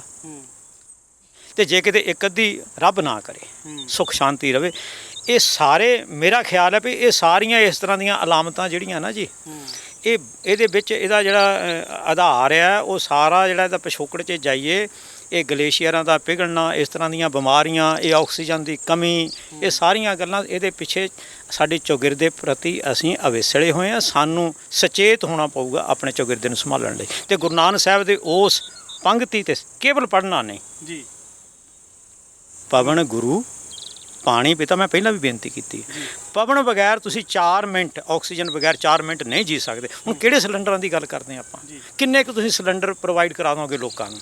ਇਹ ਜਿਹੜੇ ਦਰਖਤ ਆ, ਇਹ ਦੇਖੋ, ਇਹ ਜਿਹੜੇ ਦਰਖਤ ਆ ਇਹ ਆਕਸੀਜਨ ਦੇ ਰਹੇ, ਰਾਤ ਦਿਨ ਦੇ ਰਹੇ ਆ। ਅੱਛਾ ਇੱਕ ਗੱਲ, ਆਕਸੀਜਨ ਤਾਂ ਸਾਨੂੰ ਦੇ ਹੀ ਰਹੇ ਆ, ਸਾਡੇ ਜਿਉਣ ਦਾ ਸਾਧਨ ਆ। 4 ਮਿੰਟ ਤੋਂ ਬਾਅਦ ਅਸੀਂ ਇਹਨਾਂ ਤੋਂ ਬਗੈਰ ਜੀ ਨਹੀਂ ਸਕਦੇ। ਵੈਸੇ ਵੀ ਇੱਕ ਬੰਦੇ ਲਈ ਜਿਉਣ ਲਈ 16 ਦਰਖਤਾਂ ਦੀ ਲੋੜ ਹੈ। ਮੈਂ ਤਾਂ ਹਮੇਸ਼ਾ ਕਹਿੰਦਾ ਜਨਮ ਤੋਂ ਰੁੱਖ ਤੱਕ ਦਾ ਰਿਸ਼ਤਾ ਹੈ ਸਾਡਾ, ਰੁੱਖ ਤੇ ਮਨੁੱਖ ਦਾ। ਮੈਂ ਫੇਰ ਇੱਕ ਵਾਰੀ ਰਿਪੀਟ ਕਰਦੇ ਹਾਂ, ਰੁੱਖ ਤੇ ਮਨੁੱਖ ਦਾ ਰਿਸ਼ਤਾ ਜਨਮ ਤੋਂ ਰੁੱਖ ਸੱਤ ਤੱਕ ਦਾ ਹੈ ਜੀ। ਜੰਮਣ ਤੋਂ ਲੈ ਕੇ ਮਰਨ ਤੱਕ ਇਹ ਸਾਡੇ ਸੱਚੇ ਮਿੱਤਰ ਹੈ। ਫਿਰ ਦੇਖੋ ਗੁਰੂ ਨਾਨਕ ਸਾਹਿਬ ਦੇ ਜਿਹੜੀ ਉਪਦੇਸ਼ ਸੀਗੇ, ਜੋ ਉਹਨਾਂ ਨੇ ਸਾਨੂੰ ਸਮਝਾਉਣ ਦਾ ਯਤਨ ਕੀਤਾ, ਜਿਹੜੇ ਉਹਨਾਂ ਨੇ ਸਾਨੂੰ ਆਦੇਸ਼ ਕੀਤੇ, ਜਿਹੜਾ ਮਨੁੱਖਤਾ ਨੂੰ ਉਹਨਾਂ ਨੇ ਸੰਦੇਸ਼ ਦਿੱਤਾ, ਨਾ ਕੋ ਦੁਸ਼ਮਣ ਦੁਖੀਆ ਨਾ ਹੀ ਕੋ ਮੰਦਾ। ਜੀ ਦਇਆ ਪ੍ਰਵਾਨ ਦਾ ਹੋਕਾ ਦਿੱਤਾ ਨਾ ਗੁਰੂ ਨਾਨਕ ਸਾਹਿਬ ਨੇ ਬਾਣੀ 'ਚ। ਸਭ ਜੀਆਂ ਤੇ ਦਇਆ, ਸਭ ਜੀਵਾਂ ਨੂੰ ਜਿਉਣ ਦਾ ਹੱਕ ਦੀ ਗੱਲ ਕੀਤੀ ਗੁਰੂ ਨਾਨਕ ਬਾਬੇ ਨਾਨਕ ਨੇ। ਸਭ ਜੀਆਂ ਨੂੰ ਜਿਉਣ ਦਾ ਹੱਕ, ਤੇ ਇੱਥੇ ਕੋਈ ਕਿਸੇ ਦਾ ਦੁਸ਼ਮਣ ਨਹੀਂ। ਇਹ ਸੁਨੇਹਾ ਵੀ ਕਮ ਸੇ ਕਮ ਮੈਂ ਤਾਂ ਅਸੀਂ ਤਾਂ ਇਹਦੇ ਤੇ ਅਮਲ ਨਹੀਂ ਕੀਤਾ, ਦਰਖਤਾਂ ਨੇ ਕੀਤਾ ਜੀ। ਫਰੀਦਾ ਦਰਵੇਸਾਂ ਨੂੰ ਲੋੜੀ ਹੈ ਰੁੱਖਾਂ ਦੀ ਜਰਾਂਦ। ਇਹਨਾਂ ਨੇ ਗੁਰੂ ਨਾਨਕ ਸਾਹਿਬ ਜੀ ਦੀ ਆਗਿਆ ਦਾ ਮੰਨਣ ਕੀਤਾ ਅਸਲ ਮਾਇਨਿਆਂ ਵਿੱਚ। ਇਹ ਗੁਰੂ ਨਾਨਕ ਸਾਹਿਬ ਦੇ ਅਸਲ ਸਿੱਖ ਹੈ ਜੀ। ਕਿਵੇਂ? ਇੱਕ ਸਕਿੰਟ ਜੀ, ਕਿਵੇਂ? ਇਹ ਆਕਸੀਜਨ ਦਿੰਦੇ ਆ ਤੇ ਪੁੱਛਦੇ ਆ ਤੂੰ ਕਿਸ ਜਾਤ ਦਾ? ਤੇਰੀ ਜੇਬ 'ਚ ਨੋਟ ਕਿੰਨੇ, ਪੈਸੇ ਕਿੰਨੇ ਆ, ਤੇਰੇ ਘਰੇ ਕਿੰਨੇ ਏਸੀ ਲੱਗੇ ਕਿ ਨਹੀਂ ਲੱਗੇ? ਇਹ ਪੁੱਛਦੇ ਆ ਕੁਛ? ਊਚ ਨੀਚ ਇਹ ਕਿਸੇ ਨਾਲ ਵੈਰ ਵਿਰੋਧ ਕਰਦੇ ਆ। ਇਹ ਸ਼ਾਮ ਦੇ ਹੁਣ ਸ਼ਾਮੇ ਖੜੇ ਆ, ਇਹਨੇ ਪੁੱਛਿਆ ਵੀ ਇਹ ਕਿਸ ਧਰਮ ਨੂੰ ਮੰਨਦਾ, ਤੁਸੀਂ ਕਿਸ ਧਰਮ ਨੂੰ ਮੰਨਦੇ, ਮੈਂ ਕਿਸ ਧਰਮ ਨੂੰ ਮੰਨਦਾ? ਇਹਨੇ ਕਦੀ ਪੁੱਛਿਆ? ਸਭ ਨੂੰ ਇੱਕ ਸਮਾਨ ਛਾਂ ਦਿੰਦੇ ਆ, ਸੁੱਖ ਦਿੰਦੇ ਆ, ਆਕਸੀਜਨ ਦਿੰਦੇ ਆ। ਅਸੀਂ ਜਿਹੜੀ ਕਾਰਬਨ ਡਾਈਆਕਸਾਈਡ ਛੱਡਦੇ ਆ ਉਹਨਾਂ ਨੂੰ ਸੋਖਦੇ। ਕਦੀ ਇਹਨਾਂ ਨੇ ਕਿਹਾ ਵੀ ਇਹ ਹੁਣ ਇਹ ਦੂਜੇ ਧਰਮ ਵਾਲਿਆਂ ਦੀ ਆ ਗਈ ਆ ਕਾਰਬਨ ਡਾਈਆਕਸਾਈਡ, ਇਹਨੂੰ ਪਾਸੇ ਲਾ ਦਿਓ, ਦੂਜੀ ਲਾਈਨ 'ਚ ਲਾ ਦਿਓ। ਐਸਾ ਨਹੀਂ। ਇਹਨਾਂ ਨੇ ਗੁਰੂ ਨਾਨਕ ਸਾਹਿਬ ਜੀ ਦੇ ਫਲਸਫੇ ਦੀ, ਗੁਰੂ ਨਾਨਕ ਸਾਹਿਬ ਦੇ ਆਦੇਸ਼ ਨੂੰ, ਗੁਰੂ ਨਾਨਕ ਸਾਹਿਬ ਦੇ ਸੰਦੇਸ਼ ਨੂੰ ਸੱਚ ਰੂਪ 'ਚ, ਅਮਲੀ ਰੂਪ 'ਚ ਮੰਨਣ ਕੀਤਾ ਦਰਖਤਾਂ ਨੇ ਜੀ। ਅਸੀਂ ਨਹੀਂ ਕੀਤਾ ਜੀ। ਅੱਜ ਦੀ ਜਿਹੜੀ ਦੌੜ ਆਪਣੀ ਉਹ ਲੱਗੀ ਵੀ ਆ ਵੀ ਜਿਹੜੀ ਰਫ਼ਤਾਰ ਆ ਉਹ ਤੇਜ਼ ਕਰ ਲਓ, ਆਪਣੀ ਰਫ਼ਤਾਰ ਤੇਜ਼ ਕਰ ਲਓ। ਮਿੰਟਾਂ ਸਕਿੰਟਾਂ 'ਚ ਅਸੀਂ ਜੀ 2 ਘੰਟਿਆਂ 'ਚ ਅਸੀਂ ਦਿੱਲੀ ਪਹੁੰਚ ਜਾਣਾ। ਵੱਡੇ ਵੱਡੇ ਹਾਈਵੇ ਬਣਾ ਰਹੇ ਹਾਂ ਅਸੀਂ। ਅੱਗੇ ਦਰਖਤ ਹੁੰਦੇ ਸੀਗੇ ਜਿਹੜੇ ਰੋਡਾਂ ਦੇ ਉੱਤੇ ਲੱਗੇ ਹੁੰਦੇ ਸੀਗੇ, ਪਰ ਅੱਜ ਜਦੋਂ ਇਹ ਹਾਈਵੇ ਬਣਦੇ ਨੇ ਤਾਂ ਲੱਖਾਂ ਹੀ ਦਰਖਤ ਵੱਢੇ ਜਾਂਦੇ ਨੇ। ਉਹ ਤੋਂ ਬਾਅਦ ਵੱਡੀਆਂ ਵੱਡੀਆਂ ਸੜਕਾਂ ਬਣਾਈਆਂ ਜਾਂਦੀਆਂ ਨੇ। ਉਹਦੇ ਬਾਰੇ ਕੀ ਕਹਿਣਾ ਤੁਹਾਡਾ? ਬੇਨਤੀ ਇਹ ਹੈ, ਇੱਕ ਛੋਟੀ ਜਿਹੀ ਪੰਜਾਬੀ ਦੀ ਬੜੀ ਸਰਲ ਜਿਹੀ ਕਹਾਵਤ ਹੈ, ਅੱਗਾ ਦੌੜ ਪਿੱਛਾ ਚੌੜ। ਅੱਛਾ, ਕਾਲੀ ਅੱਗੇ ਟੋਏ ਵੀ ਇੱਕ ਕਹਾਵਤ ਹੈ ਜਿਹੜੀ ਕਾਲੀ ਹੈ ਵੀ ਫਟਾਫਟ ਛੇਤੀ ਛੇਤੀ ਛੇਤੀ ਛੇਤੀ। ਜਾਣਾ ਕਿੱਥੇ ਹੈ? ਪਹਿਲਾਂ ਤਾਂ ਇਹੀ ਸਮਝ ਲਈਏ ਕਿੱਥੇ ਜਾਣਾ ਹੈ। ਇਹੀ ਅਸੀਂ ਤਿਆਰ ਨਹੀਂ ਕਰ ਪਾ ਰਹੇ ਵੀ ਅਸੀਂ ਜਾਣਾ ਕਿੱਥੇ ਦੌੜ ਕੇ। ਸੋ ਇਹ ਜਿਹੜੀ ਕਾਹਲੀ ਹੈ ਵੀ ਅਸੀਂ ਛੇਤੀ ਆ ਕਰ ਲਈਏ, ਛੇਤੀ ਆ ਕਰ ਲਈਏ, ਤੇ ਉਹ ਕਾਹਲੀ ਅੱਗੇ ਟੋਏ ਠੇਡਾ ਲੱਗਣਾ ਨਾ। ਠੇਡਾ ਹੁਣ ਲੱਗ ਗਿਆ ਇੱਕ ਤਾਂ ਕਰੋਨਾ ਦਾ, ਘਰੇ ਬਹਾਲ ਦਿੱਤਾ। ਇਹ ਸੜਕਾਂ ਸੁੰਨੀਆਂ ਹੋ ਗਈਆਂ ਤੁਹਾਡੀਆਂ, ਇਹ ਦਫ਼ਤਰ ਖਾਲੀ ਹੋ ਗਏ, ਸਕੂਲ ਖਾਲੀ ਹੋ ਗਏ, ਤੁਹਾਡੀਆਂ ਜਿੰਨੀਆਂ ਵੱਡੀਆਂ ਵੱਡੀਆਂ ਤੁਹਾਡੇ ਵਿੱਦਿਅਕ ਅਦਾਰੇ ਸੀ ਖਾਲੀ ਹੋ ਗਏ। ਇੱਕ ਠੇਡਾ ਲੱਗਿਆ। ਕਾਹਲੀ ਨਹੀਂ, ਸਹਿਜ ਪੱਕੇ ਸੋ ਮਿੱਠਾ। ਸਹਿਜ ਨਾ ਚੱਲ, ਸੁੱਖ ਉਹਦੇ ਵਿੱਚ ਹੀ ਹੈ। ਇਹ ਜਿਹੜਾ ਵਿਨਾਸ਼ ਕੀਤਾ ਅਸੀਂ, ਸੁਪਰ ਮਾਰਗ ਜਿਹੜੇ ਬਣਾਉਣੇ ਆ, ਸੁਪਰ ਐਕਸਪ੍ਰੈਸ ਹਾਈਵੇ, ਤੇ ਕਿੰਨਾ ਘਾਣ ਕਰਦੇ ਆ ਜਦੋਂ ਅਸੀਂ ਦਰਖਤਾਂ ਦਾ। ਮੈਂ ਤਾਂ ਤੁਹਾਡੇ ਚੈਨਲ ਦੇ ਜ਼ਰੀਏ ਮੈਂ ਬੇਨਤੀ ਵੀ ਸਰਕਾਰਾਂ ਨੂੰ ਕਰਾਂ ਵੀ ਜਦੋਂ ਭਾਈ ਸੜਕਾਂ ਚੌੜੀਆਂ ਕਰਨੀਆਂ ਨਾ, ਤੇ ਕਿਧਰੇ ਹੋਰ ਪਾਸੇ ਜਗ੍ਹਾ ਐਕਵਾਇਰ ਕਰ ਲਓ। ਜਿਹੜੇ ਸੜਕਾਂ ਦੇ 20-20 50-50 ਸਾਲ ਪੁਰਾਣੇ ਦਰਖਤ ਲੱਗੇ ਆ ਉਹਨਾਂ ਦਾ ਕਤਲ ਨਾ ਕਰੋ, ਉਹਨਾਂ ਨੂੰ ਉਸੇ ਤਰ੍ਹਾਂ ਐਜ ਇਟ ਰਹਿਣ ਦਿਓ। ਉਹ ਵੀ ਸਰਵਿਸ ਰੋਡ ਸਾਡੇ ਕੰਮ ਆਉਂਦੇ ਰਹਿਣਗੇ। ਪਿੰਡਾਂ ਦੇ ਲੋਕਾਂ ਦੀ ਆਵਾਜਾਈ ਦੇ ਸਾਧਨ ਹੈ, ਪੁਰਾਣੀਆਂ ਸੜਕਾਂ, ਉਹਨਾਂ ਨੂੰ ਆਪਾਂ ਕਿਉਂ ਤੋੜ ਕੇ ਦਰਖਤਾਂ ਨੂੰ ਵੱਢ ਕੇ ਚੌੜਿਆਂ ਕਰਦੇ ਆ, ਐਕਵਾਇਰ ਕਰਦੇ। ਜ਼ਮੀਨ ਤਾਂ ਐਕਵਾਇਰ ਕਰਦੇ ਹੀ ਆ ਨਾ ਫਿਰ ਵੀ, ਤੇ ਜੇ ਇਹਨੂੰ ਇੱਕ ਆਬਾਦੀ ਲੋਕਾਂ ਨੂੰ ਉਜਾੜਦੇ ਆ। ਰੁਜ਼ਗਾਰ ਤਾਂ ਅਸੀਂ ਦਿੰਦੇ ਕੋਈ ਨਹੀਂ, ਉਜਾੜ ਦਿੰਦੇ ਆ। ਮਾੜਾ ਮੋਟਾ ਜਿਹੜਾ ਕੋਈ ਗਰੀਬ ਗੁਰਬਾ ਵਿਚਾਰਾ ਕੋਈ ਕਮਾਉਂਦਾ, ਮਾੜੀ ਮੋਟੀ ਦੁਕਾਨ ਹੈਗੀ ਆ, ਉਹ ਵੀ ਢਾੜੂ ਦਿੰਦੇ ਆ। ਦਰਖਤਾਂ ਦਾ ਤਾਂ ਘਾਣ ਕਰਦੇ ਹੀ ਕਰਦੇ ਆ। ਇਹ ਤਾਂ ਪਰਿਆਵਰਨ ਦਾ ਚੌਗਿਰਦੇ ਦਾ ਬਹੁਤ ਵੱਡਾ ਘਾਣ ਹੈ। ਖਾਸ ਕਰਕੇ ਕਿਉਂ ਸੜਕਾਂ ਦੇ ਕਿਨਾਰੇ ਤਾਂ ਸਾਰੇ ਦਰਖਤ ਰਹਿ ਗਏ, ਖੇਤਾਂ 'ਚ ਤਾਂ ਛੱਡੇ ਨਹੀਂ। ਉਹ ਤਾਂ ਅੱਜ ਕੱਲ੍ਹ ਉਹ ਤਵੀਆਂ ਜਿਹਨੂੰ ਆਪਾਂ ਕਹਿੰਦੇ ਆ, ਉਹ ਟਰੈਕਟਰ ਪਿੱਛੇ ਅੱਗੇ ਹੁੰਦਾ ਸੀ। ਜ਼ਿਮੀਂਦਾਰ ਨੇ ਹਲ ਵਾਹੁਣਾ ਤੇ ਡੰਗਰ ਨੇ ਵੀ ਪੈਰ ਬਚਾ ਕੇ ਰੱਖਣਾ ਪੌਦੇ ਤੋਂ, ਪੌਦੇ ਨੂੰ ਬਚਾਉਣਾ ਡੰਗਰ ਨੇ ਵੀ, ਤੇ ਜ਼ਿਮੀਂਦਾਰ ਨੇ ਵੀ ਹਲ ਪਾਸਿਓਂ ਦੀ ਕਰਕੇ ਤੇ ਪੌਦੇ ਨੂੰ ਬਚਾ ਲੈਣਾ। ਤੇ ਖੇਤਾਂ 'ਚ ਟਾਹਲੀਆਂ ਕਿੱਕਰਾਂ ਤੇ ਸਾਰੇ ਅੰਬ ਵਗੈਰਾ ਸਾਰੇ ਹੀ ਹੁੰਦੇ ਸੀ। ਹੁਣ ਤਾਂ ਉਹ ਟਰੈਕਟਰਾਂ ਪਿੱਛੇ ਤਵੀਆਂ ਮਲੀਆਂ ਮੀਟ ਹੋ ਜਾਂਦੇ। ਜੇ ਕੋਈ ਉੱਠਦਾ ਵੀ ਹੈ ਮਾੜਾ ਜਿਹਾ ਦਰਖਤ, ਕੋਈ ਆਪਣੇ ਆਪ ਵਿਚਾਰਾ ਉੱਗ ਵੀ ਆਉਂਦਾ ਆ, ਤੇ ਅਸੀਂ ਉਹ ਵੀ ਟੁਕੜੇ ਕਰ ਦਿੰਦੇ ਹਾਂ। ਖੇਤਾਂ ਵਿੱਚ ਤਾਂ ਦਰਖਤ ਰਹੇ ਨਹੀਂ, ਸੜਕਾਂ 'ਤੇ ਰਹਿ ਗਏ ਸੀਗੇ, ਉਹ ਅਸੀਂ ਰਹਿਣ ਨਹੀਂ ਦਿੱਤੇ। ਜੇ ਗੱਲ ਕੀਤੀ ਜਾਵੇ ਜਿਹੜੀ ਆਪਣੀਆਂ ਇਤਿਹਾਸਿਕ ਥਾਵਾਂ ਨੇ, ਉਹਨਾਂ 'ਤੇ ਵੀ ਕਈ ਪੁਰਾਣੇ ਜਿਹੜੇ ਦਰਖਤ ਖੜ੍ਹੇ ਹੁੰਦੇ ਨੇ, ਕਈ ਗੁਰਦੁਆਰਿਆਂ ਦੇ ਵਿੱਚ ਖੜ੍ਹੇ ਹੁੰਦੇ ਨੇ। ਕੋਈ ਇਹੋ ਜਿਹੀਆਂ ਇਮਾਰਤਾਂ ਬਣਾਉਣ ਦੀ ਲੋੜ ਪੈਂਦੀ ਆ ਤਾਂ ਫਿਰ ਉਹ ਦਰਖਤ ਵੀ ਵੱਢੇ ਜਾਂਦੇ ਨੇ। ਕੀ ਉਹ ਸਹੀ ਮੰਨਦੇ ਉਹਨਾਂ ਨੂੰ ਵੀ ਇਮਾਰਤਾਂ ਜ਼ਿਆਦਾ ਜ਼ਰੂਰੀ ਨੇ ਜਾਂ ਉਹ ਚੀਜ਼ਾਂ ਰੱਖਣੀਆਂ ਜ਼ਰੂਰੀ ਨੇ? ਦੇਖੋ, ਸਾਨੂੰ ਉੱਥੇ ਤਾਂ ਸਖਤੀ ਨਾਲ ਤੇ ਸੁਚੇਤ ਹੋ ਕੇ, ਸਜਗ ਹੋ ਕੇ ਪਹਿਰਾ ਦੇਣਾ ਹੀ ਪਊਗਾ। ਅਸੀਂ ਆਪਣੀਆਂ ਨਿਸ਼ਾਨੀਆਂ ਦੇ ਨਾਲ ਇਸ ਤਰ੍ਹਾਂ ਦਾ ਬੇਹੂਦਾ ਵਿਵਹਾਰ ਨਹੀਂ ਕਰ ਸਕਦੇ। ਜੇ ਆਪਾਂ ਸਿੱਧਾ ਕਹਿ ਦਈਏ, ਕਈ ਥਾਵਾਂ ਤੇ ਕਈ ਗੁਰਦੁਆਰਿਆਂ ਦੇ ਵਿੱਚ ਗੱਲ ਕਰਦੇ ਆ, ਕਈ ਆਪਣੇ ਗੁਰੂ ਸਾਹਿਬਾਨਾਂ ਦੀਆਂ ਯਾਦਗਾਰਾਂ ਹੁੰਦੀਆਂ ਨੇ, ਉੱਥੇ ਉਹ ਠਹਿਰੇ ਹੁੰਦੇ ਨੇ, ਉਹ ਦਰਖਤ ਵੱਢੇ ਜਾਂਦੇ ਨੇ, ਕੋਈ ਕਾਰ ਸੇਵਾ ਵਾਲੇ ਹੁੰਦੇ ਨੇ ਜਾਂ ਕੋਈ ਵੀ ਕਹਿ ਲਓ, ਆਪਾਂ ਕਿਸੇ ਨੂੰ ਇੱਕ ਨੂੰ ਨਹੀਂ ਕਹਿ ਸਕਦੇ, ਕੋਈ ਇਮਾਰਤ ਬਣਾਉਣ ਵਾਸਤੇ ਉਹ ਉਹਨਾਂ ਦਾ ਘਾਣ ਕਰਦੇ ਨੇ। ਉਹਦੇ ਬਾਰੇ ਕੀ ਕਹਿਣਾ? ਨਹੀਂ, ਬਹੁਤ ਹੀ ਮੰਦਭਾਗਾ ਹੀ ਕਹਿ ਸਕਦੇ ਹਾਂ ਜੀ। ਬਹੁਤ ਇਹ ਨੀਚ ਸੋਚ ਹੈ ਜਦੋਂ ਅਸੀਂ ਦਰਖਤ ਵੱਢਦੇ ਹਾਂ ਇੱਕ ਬਿਲਡਿੰਗ ਬਣਾਉਣ ਲਈ। ਇਹ ਇੱਕ ਮੈਂ ਕਹਿੰਦਾ ਬਿਮਾਰ ਮਾਨਸਿਕਤਾ ਹੀ ਹੋ ਸਕਦੀ ਹੈ। ਅਸੀਂ ਐਂ ਕਰ ਲਓ ਵੀ ਜਿਹੜੇ ਦਰਖਤ ਜਿਹੜੇ ਟਹਿਣ ਉੱਤੇ ਬੈਠੇ ਆਪਾਂ, ਇੱਕ ਕਹਾਵਤ ਆ, ਉਹ ਟਹਿਣ ਹੀ ਵੱਢ ਦਿੱਤਾ, ਅਸੀਂ ਡਿੱਗਣਾ ਹੀ ਆ, ਸੱਟਾਂ ਲੱਗਣੀਆਂ, ਚੋਟਾਂ ਲੱਗਣੀਆਂ। ਅਸੀਂ ਆਪਣੇ ਇਤਿਹਾਸ ਨੂੰ ਤੋੜ ਰਹੇ ਹਾਂ। ਆਪਣੀ ਆਉਣ ਵਾਲੀਆਂ ਪੀੜ੍ਹੀਆਂ ਨੂੰ ਅਸੀਂ ਕੀ ਦਿਖਾਵਾਂਗੇ ਵੀ ਇਹ ਜਦੋਂ ਹੁਣ ਬਹੁਤ ਸਾਰੇ ਸਾਡੇ ਗੁਰੂ ਘਰ ਜਿਨ੍ਹਾਂ ਦੇ ਨਾਮ ਬੇਰ ਸਾਹਿਬ, ਟਾਹਲੀ ਸਾਹਿਬ, ਪਿੱਪਲ ਸਾਹਿਬ, ਇਸ ਤਰ੍ਹਾਂ ਅੰਬ ਸਾਹਿਬ, ਇੱਥੇ ਦੇਖੋ ਮਹਾਲੀ, ਤੇ ਜੇ ਇਹ ਦਰਖਤ ਨਾ ਰਹਿਣਗੇ ਤਾਂ ਬੱਚਿਆਂ ਨੂੰ, ਆਉਣ ਵਾਲੇ ਬੱਚਿਆਂ ਨੂੰ ਕੀ, ਜੇ ਉੱਥੇ ਦਰਖਤ ਹੀ ਨਹੀਂ ਹੋਊਗਾ ਹੁਣ ਅੰਬ ਦਾ, ਜੇ ਉੱਥੇ ਬੇਰੀ ਨਹੀਂ ਹੋਊਗੀ, ਹੁਣ ਬਾਬਾ ਬੁੱਢਾ ਸਾਹਿਬ ਜੀ ਦੀ ਬੇਰ ਆ, ਇਹ ਸਾਰੇ ਦਰਖਤ ਹੀ ਨਹੀਂ ਹੋਣਗੇ, ਤੁਸੀਂ ਆਪਣੇ ਆਉਣ ਵਾਲੀਆਂ ਪੀੜ੍ਹੀਆਂ ਨੂੰ ਕੀ ਦਿਖਾਓਗੇ? ਤੇ ਉਹ ਤੁਹਾਨੂੰ ਕੀ ਕਹਿਣਗੇ? ਉਹ ਸਾਡੇ ਬਾਰੇ ਕੀ ਸੋਚਣਗੇ? ਅਸੀਂ ਉਹਨਾਂ ਨੂੰ ਕੀ ਦੇ ਕੇ ਚੱਲੇ ਹਾਂ? ਤੇ ਗੁਰੂ ਸਾਹਿਬਾਨ ਨੇ, ਮੈਂ ਪਹਿਲਾਂ ਹੀ ਬੇਨਤੀ ਕੀਤੀ ਗੁਰੂ ਨਾਨਕ ਸਾਹਿਬ ਜੀ ਤੋਂ, ਸਾਰੇ ਗੁਰੂ ਸਾਹਿਬਾਨ ਨੇ, ਖਾਸ ਕਰਕੇ ਮੈਂ ਕਹਾਂ ਗੁਰੂ ਹਰਗੋਬਿੰਦ ਸਾਹਿਬ ਜੀ ਨੇ, ਗੁਰੂ ਹਰਰਾਏ ਸਾਹਿਬ ਜੀ ਨੇ, ਤੇ ਗੁਰੂ ਤੇਗ ਬਹਾਦਰ ਸਾਹਿਬ ਜੀ ਨੇ ਤਾਂ ਬਹੁਤ ਇਸ ਪੇੜ ਪੌਦਿਆਂ ਤੇ ਬਾਗ ਲਾਉਣ ਤੇ ਬਹੁਤ ਜ਼ਿਆਦਾ ਜ਼ੋਰ ਦਿੱਤਾ। ਖੂਹ ਲਵਾਏ ਗੁਰੂ ਅਰਜਨ ਦੇਵ ਸਾਹਿਬ ਜੀ ਨੇ, ਖੂਹ ਵੀ ਲਵਾਏ, ਬਾਗ ਵੀ ਲਵਾਏ। ਤੇ ਗੁਰੂ ਸਾਹਿਬ ਤਾਂ ਗੱਲ ਕਰਦੇ ਸੀ ਬਾਗਾਂ ਨੂੰ ਬਚਾਉਣ ਦੀ। ਜਿੱਥੇ ਜਾ ਕੇ ਸੁੱਕੇ ਬਾਗ 'ਚ ਵੀ ਬੈਠ ਜਾਂਦੇ ਸੀ, ਉਹ ਵੀ ਹਰਿਆ ਹੋ ਜਾਂਦਾ ਸੀ। ਪਟਨਾ ਸਾਹਿਬ, ਇਸ ਤਰ੍ਹਾਂ ਕਈ ਥਾਂ ਬਾਗ ਹੈ ਜਿਹਨੇ ਇਤਿਹਾਸਕ ਤੱਥ ਹੈਗੇ ਸਾਡੇ ਦਰਸਾਉਂਦੇ ਆ। ਅਸੀਂ ਇਹਨਾਂ ਨੂੰ ਬਚਾਉਣਾ ਸੀ। ਅਸੀਂ ਆਪਣੀ ਜ਼ਿੰਮੇਵਾਰੀ ਤੋਂ ਭੱਜ ਨਹੀਂ ਸਕਦੇ। ਅਸੀਂ ਬੱਚਿਆਂ ਦਾ ਜਿਹੜਾ ਆਉਣ ਵਾਲਾ ਭਵਿੱਖ ਸੀ, ਅਸੀਂ ਉਹਨਾਂ ਤੋਂ ਖੋਹ ਲਿਆ। ਇਹ ਇਸ ਤਰ੍ਹਾਂ ਦੀਆਂ ਹਰਕਤਾਂ ਹੀ ਮੈਂ ਕਹੂੰਗਾ ਇਹਨੂੰ ਤਾਂ। ਇਸ ਤਰ੍ਹਾਂ ਦੀਆਂ ਅਸੀਂ ਗੱਲਾਂ ਕਰਕੇ ਦਰਖਤ ਵੱਢਣਾ, ਤੁਸੀਂ ਦਰਖਤ ਵੱਢਣਾ ਦੀ ਗੱਲ ਨਾ ਕਰੋ, ਮੈਂ ਇਹਨੂੰ ਕਤਲ ਕਹਿਣਾ। ਖਾਸ ਕਰਕੇ ਜਿਹੜੀ ਸਾਡੀ ਧਰੋਹਰ ਹੈ, ਸਿੱਖ ਹੀ ਕਿਉਂ, ਸਾਰੇ ਧਰਮ ਆ, ਜਿੰਨੇ ਵੀ ਧਰਮ ਆ, ਜਿਹੜੀ ਵੀ ਕੋਈ ਸਾਡੀਆਂ ਪੁਰਾਤਨ ਨਿਸ਼ਾਨੀਆਂ ਸੀ, ਸਾਡੀਆਂ ਪੁਰਾਤਨ ਬਿਲਡਿੰਗਾਂ ਸੀਗੀਆਂ, ਅਸੀਂ ਇਸ ਤਰ੍ਹਾਂ ਨਹੀਂ ਕਰ ਸਕਦੇ ਭਈ ਜੇ ਬੁੜੇ ਹੋ ਗਏ ਤਾਂ ਇਹਨਾਂ ਨੂੰ ਵੱਢ ਦਿਓ, ਇਹਨਾਂ ਨੂੰ ਮਾਰ ਦਿਓ, ਇਹਨਾਂ ਨੂੰ ਬਾਹਰ ਸੁੱਟ ਦਿਓ। ਬਜ਼ੁਰਗਾਂ ਦਾ ਤਾਂ ਸਨਮਾਨ, ਚਾਹੇ ਉਹ ਸਾਡੇ ਦਰਖਤ ਹੋਣਾ, ਦੇਖੋ ਇਹ ਜਿਹੜੇ ਪਿੱਪਲ ਬੋੜ ਸਾਡੇ ਬਾਬਿਆਂ ਵਰਗੇ, ਆਪਾਂ ਇਹਨੂੰ ਬਾਬੇ ਕਹਿੰਦੇ ਆ, ਹੈ ਨਾ ਜੀ।